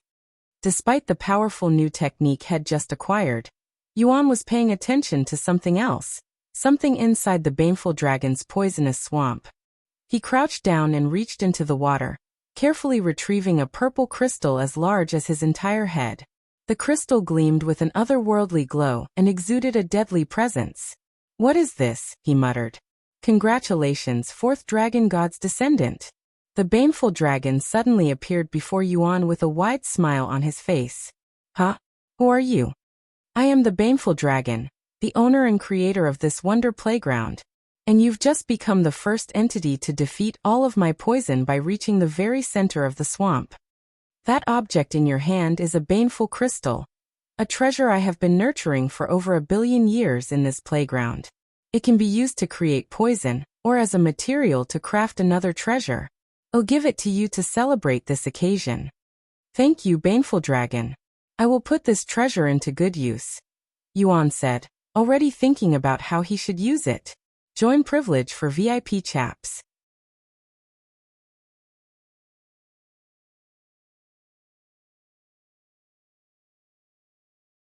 Chapter 1666 The Next Training Ground. Chapter 1666 The Next Training Ground. I can't believe you have managed to conquer the Baneful dragon's poisonous swamp in such a short time. And it's even your first visit to this place. Long Yejun praised Yuan when he returned. He said, Are you a Baneful dragon too? Only a Baneful dragon with dragon god's blood could possibly achieve this feat. Yuan shook his head with a smile and said, Sorry, you're wrong. I am not a Baneful dragon. I want to believe you, but alas. Anyway, let's head to the next training ground. Yuan then said, leaving them speechless. Already? There's less than 2 years until the Dragon God Festival, so I am short on time. I am going to experience most of the training ground in the Divine Dragon Sanctuary by then. Ha ha ha. You're really something, little brother. Good. I'll also stay with you until then. Long Yejun declared, as he had a feeling that he might be witnessing history being made. What about the location where I can craft my treasure? Yuan then asked. Don't worry, I've already notified my contact about it. I'll let you know when it's available. Thank you. Yuan nodded. Where are you going next? The Baneful dragon suddenly inquired. Yuan took a moment to look at the map inside his head before responding. The nearest training ground from here is the Sky-Splitting Dragon's Tribulation, so we'll train there next. The Sky-Splitting Dragon's Tribulation, huh? Long Yejun mumbled. It's been a while since I went there, so I'm going to tag along. I also want to see how far you'll go in a different environment. The Baneful dragon said. Long Yejun shattered a teleport stone that brought them near their destination shortly after. If I can become immune to lightning, I'll no longer have to worry about heavenly tribulations back in the 9 heavens. Yuan thought to himself as they entered the rift. In the 9 heavens, when an individual attains immunity to a particular element, their unique physique is given a specific name. For instance, those immune to poison are known to possess the perfect poison body, while those immune to fire are referred to as one with the flames. For those who achieve immunity to lightning, they possess what is known as a heavenly physique, a physique that directly defies heavenly tribulations. This unique trait grants them the power to withstand the wrath of the heavens itself, making it one of the most coveted and sought-after physiques for cultivators. Most cultivators perish during heavenly tribulations when attempting to ascend to the next major realm. Thus, one can only imagine the immense value of the heavenly physique that enables its bearer to completely ignore these tribulations and ascend unchallenged. A few days later, Yuan and his group arrived at the Sky-Splitting Dragon's Tribulation. The training ground stretched across a vast, barren landscape, where lightning strikes continuously poured down like raindrops in a storm, illuminating the area with their relentless fury. With countless lightning strikes crashing down incessantly, the training ground was filled with a deafening noise. The clamor was so overwhelming that it was impossible to stay there without sealing one's hearing. Long Yejun snapped his fingers, covering their group in a soundproof barrier. What a chaotic place and scenery, but it's also oddly beautiful. Yuan muttered. Unlike the Baneful dragon's poisonous swamp, which was devoid of any presence, the Sky-Splitting Dragon's Tribulation was bustling with beings. Hey, look over there. 2 of the 7 dragon monarchs are together. It didn't take long for the beings there to notice Yuan's group. Wow. The Water Dragon Monarch and the Poison Dragon Monarch? What a rare sight. In the Divine Dragon Sanctuary, there exists a prestigious title separate from the regular rankings, bestowed only upon the strongest dragons of their respective elements. Both the Baneful Dragon and Long Yejun held this revered title as the Poison Dragon Monarch and the Water Dragon Monarch. The Sky-Splitting Dragon was also one of the 7 dragon monarchs as the Lightning Dragon Monarch. What are they doing together at this training ground? And who are those 2 unfamiliar faces with them? I recognize the young man. He's the 4th dragon god's descendant. So he's the one. While the onlookers chatted, Long Yejun explained the training ground to Yuan. There are 9 levels of difficulty in this training ground, Long Yejun explained. You basically temper your body at the level you can endure until you're ready to move on to the next. Quite simple, right? For reference, my limit is level 3, Long Yejun continued. Only level 3? Yuan remarked with raised eyebrows, surprised that the limit seemed relatively low for someone of Long Yejun's stature. As a water dragon, I am especially weak to lightning, so it's much harder for me to train here than others. By the way, my limit is level 5. The Baneful dragon said. What about the unrivaled tyrant? Yuan asked out of curiosity. She's conquered all 9 levels a few million years ago. Long Yejun said. But it took her 300 million years of straight training. 300 million years.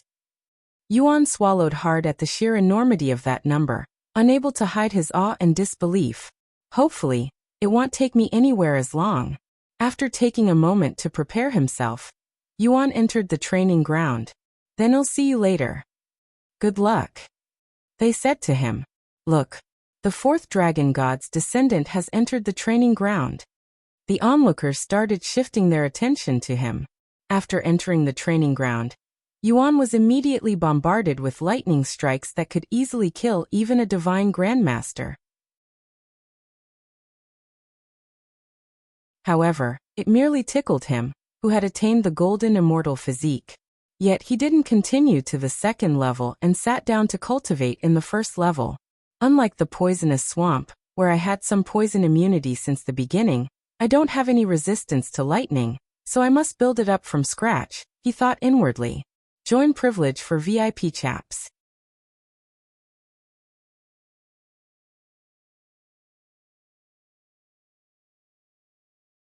Chapter 1667 Sky-Splitting Dragons Tribulation.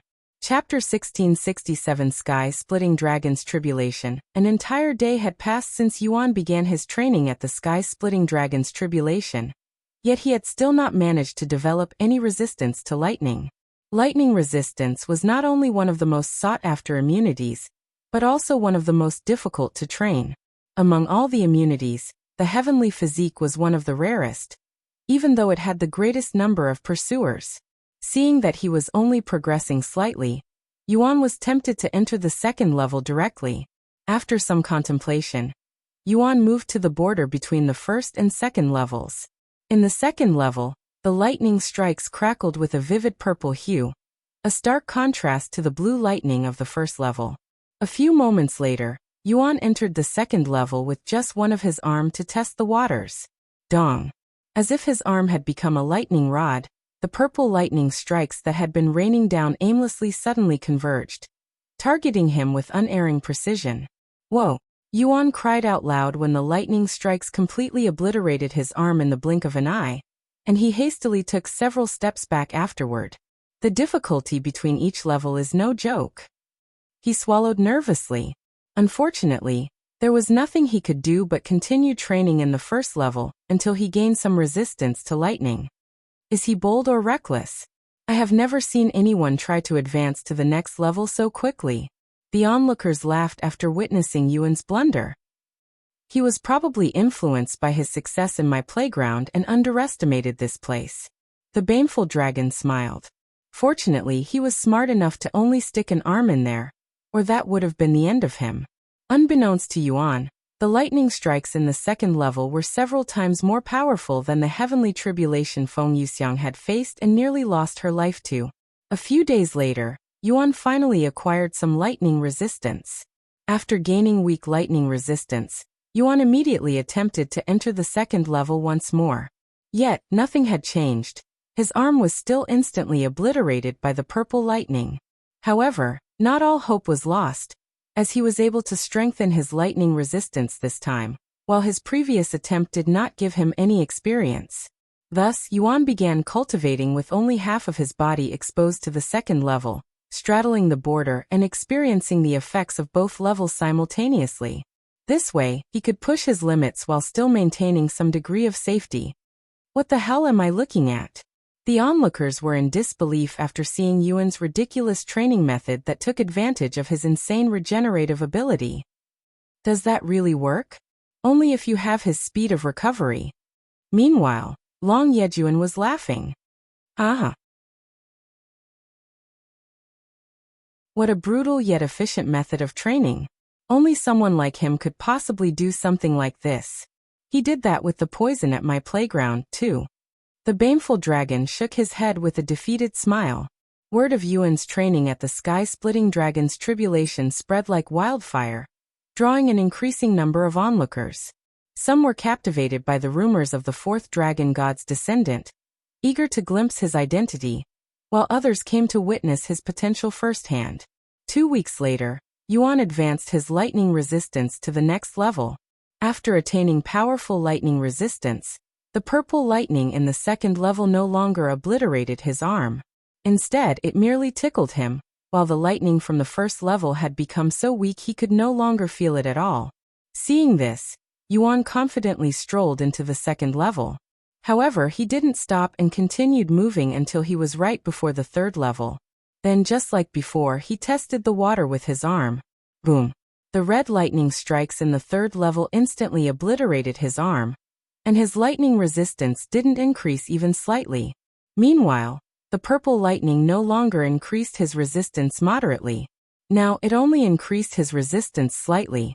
After seeing the results, Yejun no longer bothered with the third level, and focused on cultivating in the second level.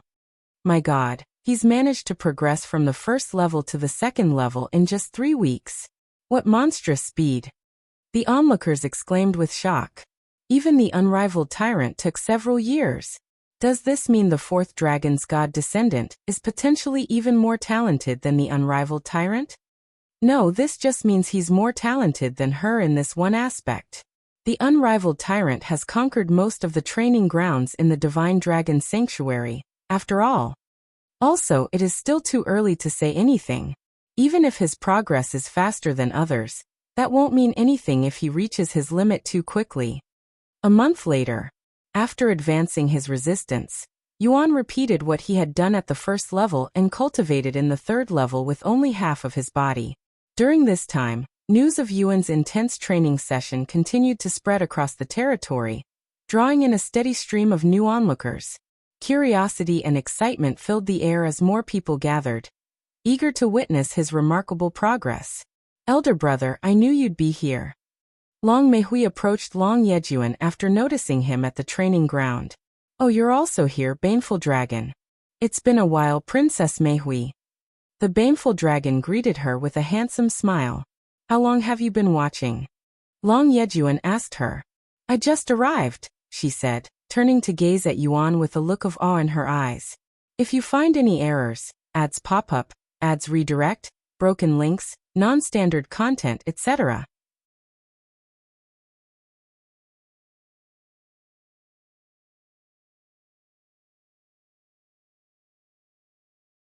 Chapter 1668 Courting Death. Chapter 1668 Courting Death. How long has he been training here? Long Meihui asked. It'll be 2 months tomorrow. Long Yejun said. Did he start from level 2? No, he started from level 1. What? He went from level 1 to level 3 in 2 months. That's impossible. Long Meihui exclaimed, her face filled with disbelief. The Baneful Dragon smiled and said, Then you'll definitely not believe this, but he came here right after conquering my poisonous swamp in just a month. What? Long Meihui snapped her head to look at the Baneful Dragon with eyes as wide as saucers. That's literally impossible. Even Elder Sister hasn't conquered the poisonous swamp, and you're telling me he's managed to do just that in a month? Long Yejun chuckled at her reaction. It's true. I was there from the beginning. That's... Long Meihui fell silent with a dazed expression on her face. In the blink of an eye, 2 more months passed. After advancing his lightning resistance, Yejun entered the third level with his entire body, and walked straight to the border of level 3 and level 4. However, when he tried sticking an arm in level 4, Yejun was pleasantly surprised to see his lightning resistance increase, and his arm hadn't been obliterated, only burnt. Of course, it was unfathomably painful. Even though it was only his arm getting struck, he felt the pain throughout his entire body. No pain, no gain. After mentally preparing himself, Yejun walked into the 4th level, shocking the onlookers. He's going straight into level 4 this time. How bold! No matter how many times I see it, his regenerative ability still shocks me. Is he an undying dragon? Most likely. Time continued to swiftly pass, and another 3 months have passed. By now, Yejun has spent 7 months in the sky-splitting dragon's tribulation. If the cultivators in the 9 heavens knew that Head managed to start creating his heavenly physique in such little time, not even the heavens could predict their reaction. Even the most talented cultivators required centuries, if not millenniums, of rigorous training to attain the incomplete heavenly physique, but Yejun had managed to achieve it in a little over half a year. However, the incomplete heavenly physique was just the beginning, as he still had to advance it a few more times to achieve the completed heavenly physique. Progress. 25%. Yejun went to stick an arm into the 5th level shortly after. When he confirmed that he was able to survive the lightning strikes, he entered the 5th level with his entire body. Level 5 in 7 months. I don't think anyone is going to beat this record. The onlookers could feel their bodies trembling in excitement. If he continues at this pace, he'll reach level 9 before the Dragon God Festival. However, to the onlookers' shock, Yuan increased his pace and just a month later, he began walking toward the 6th level.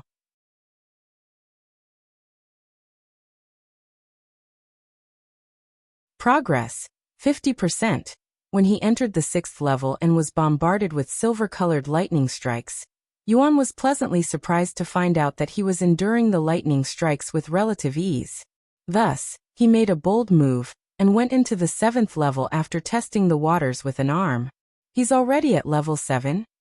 The 7th level unleashed torrents of black-colored lightning strikes, each bolt as thick as a tree trunk, crashing down with immense power and fury. Although he was able to endure the 7th level, each lightning strike was powerful enough to almost completely erase his existence. Ding. Courting death. Description. The holder of this title has faced the brink of death countless times. All sources of healing will be 1000% more effective. After receiving his new title, Yuan's regeneration became even more powerful. Is it just me, or is he regenerating even faster now? You noticed it too? The onlookers did not miss this detail.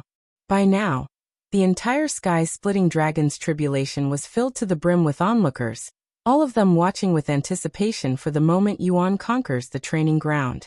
In fact, even the sky-splitting dragon himself was present to witness history being made. Took you long enough to show up, Lightning Dragon Monarch. Long Yejun said as he looked at the handsome, bulky man approaching their group. I had to confirm the rumors that someone had reached the 7th level from the 1st level in under a year. Is it true? It is very much true. Long Meihui said. The sky-splitting dragon looked around and asked, where's the unrivaled tyrant? I thought she'd be here as well. I haven't seen her since she entered the void vortex 2 million years ago. Long Yejun said. But she should be returning soon for the Dragon God Festival. Long Meihui continued. The baneful dragon shuddered at the thought inside. If only she never returned. Time continued to pass, and it has been 10 months since Yuan entered the sky-splitting dragon's tribulation. Ding. Yuan had finally acquired the heavenly physique after 10 gruesome months of training. However, even after acquiring the highly coveted heavenly physique, his progress only went up to 90%. Progress. 90%. I guess there's one more stage beyond the heavenly physique. With that thought in mind, Yuan began approaching the 8th level, where golden-colored lightning strikes poured heavier than rain in a storm. He's heading for level 8. The onlookers swallowed nervously as they watched Yuan step into the 8th level after making sure he could endure it.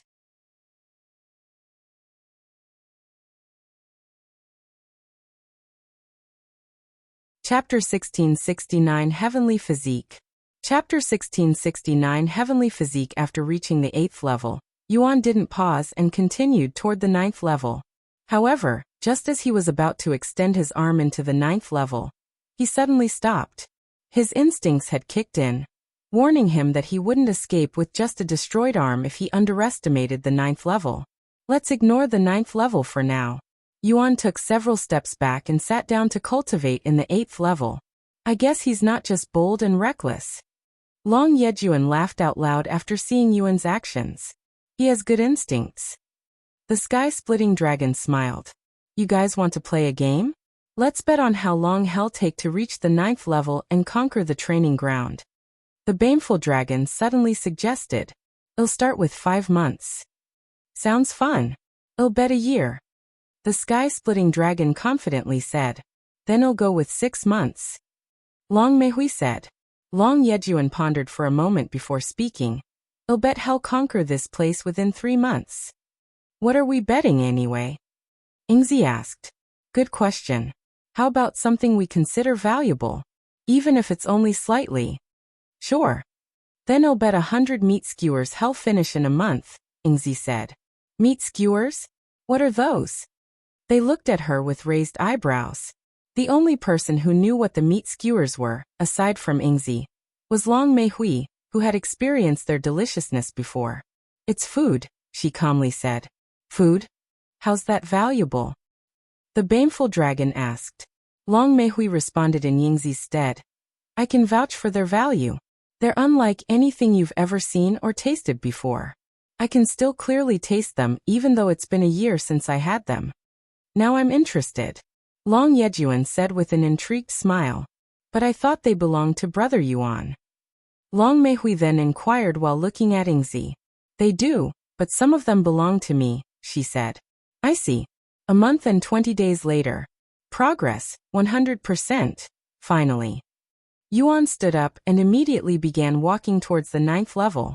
This time, his instincts told him that he had no problem withstanding the rainbow-colored lightning strikes in the 9th level. No way. Is he already ready to conquer the training ground? The sky-splitting dragon exclaimed in a shocked voice after seeing Yuan's actions. Slightly under 2 months. If he manages to conquer this place, it'll be the Shadow Dwellers win since she has the closest guess. Long Yejun said. After taking a deep breath, Yuan stepped into the 9th level. As the lightning strikes rained down on him, they rapidly changed colors, giving an odd scenery. Heaven's Final Judgment. Rank, Celestial. Description. The pinnacle of lightning mastery, a level no human has ever attained. A single strike shall split the heavens and obliterate stars. He's done it. The 4th dragon god's descendant has actually managed to conquer the sky-splitting dragon's tribulation in less than a year. The onlookers cheered loudly after witnessing history being made, causing the place to tremble. Unbelievable. Long Meihui muttered in a dazed voice. Here. The baneful dragon handed a treasure he deemed valuable to Yingzi after losing the bet. The sky-splitting dragon and the others followed. Thank you. Yingzi tossed the treasures into her shadow without even inspecting them. Sometime later, Yuan reunited with Long Yejun and the others. Congratulations, Brother Yuan. I can't believe you actually conquered this training ground in just a year. Long Meihui congratulated him. However, Yuan did not react in the manner they expected. How long have I been training? He asked in a shaky voice, his face pale with a look of terror as he sought confirmation. Well, it hasn't been a full year, but it's close. The baneful dragon said. 11 months and 20 days to be exact. Long Yejun confirmed. Fuck. I had been training for that long. Yuan cried out in surprise, suddenly realizing that he had completely lost track of time. I'll be right back. Without explaining further, Yuan suddenly disappeared into thin air, dumbfounding everyone there. What the? Where did he go? The sky-splitting dragon muttered with a dazed expression. I don't know, but he'll be back soon, Yingzi said. Meanwhile, in the 9 heavens, she merely approached Meihui and asked with a worried face. Still no news from Yuan? Meihui shook her head in a dispirited manner. It's been a whole year since he stopped all communication. What if something happened to him? She merely sighed out loud. Yuan had been so absorbed in his training that had forgotten to log off, missing his monthly update to the others for an entire year. Don't worry, I'm sure he's fine, Meihui reassured Shimeli. The last time we spoke a year ago, he mentioned that he would stay in the Primal Expanse for at least another 2 years to revive Feng. He's probably just lost track of time while training. This isn't the first time it's happened, though it is definitely one of his longest absences. I really hope that's the case. At that very moment, Chu Liuxiang appeared before them like a ghost, a wide smile spreading across her face as she announced, Yuan's back. What? Really? Shimeli's eyes flickered with excitement and relief after receiving this news. Yes, she reassured. What happened to him? Meihui inquired. Chu Liuxiang chuckled and said, he said he was training and lost track of time. He also wanted to say he's sorry for making us worry. As long as he's safe, Shimeli said. Chu Liuxiang continued. Anyway, he returned to cultivation online immediately after telling me that. However, he said he'll return as soon as possible to update us once he's done with his business in the Primal Expanse. You're tuning in to the Li Mei's Sword of Destiny YouTube channel. We're so grateful for your support, and don't forget to subscribe to join us on this incredible journey through captivating stories. Your generosity through donations truly makes a world of difference, as it's the primary source of revenue that allows me to expand and enhance this channel for you. Thank you from the bottom of my heart for being a part of this adventure.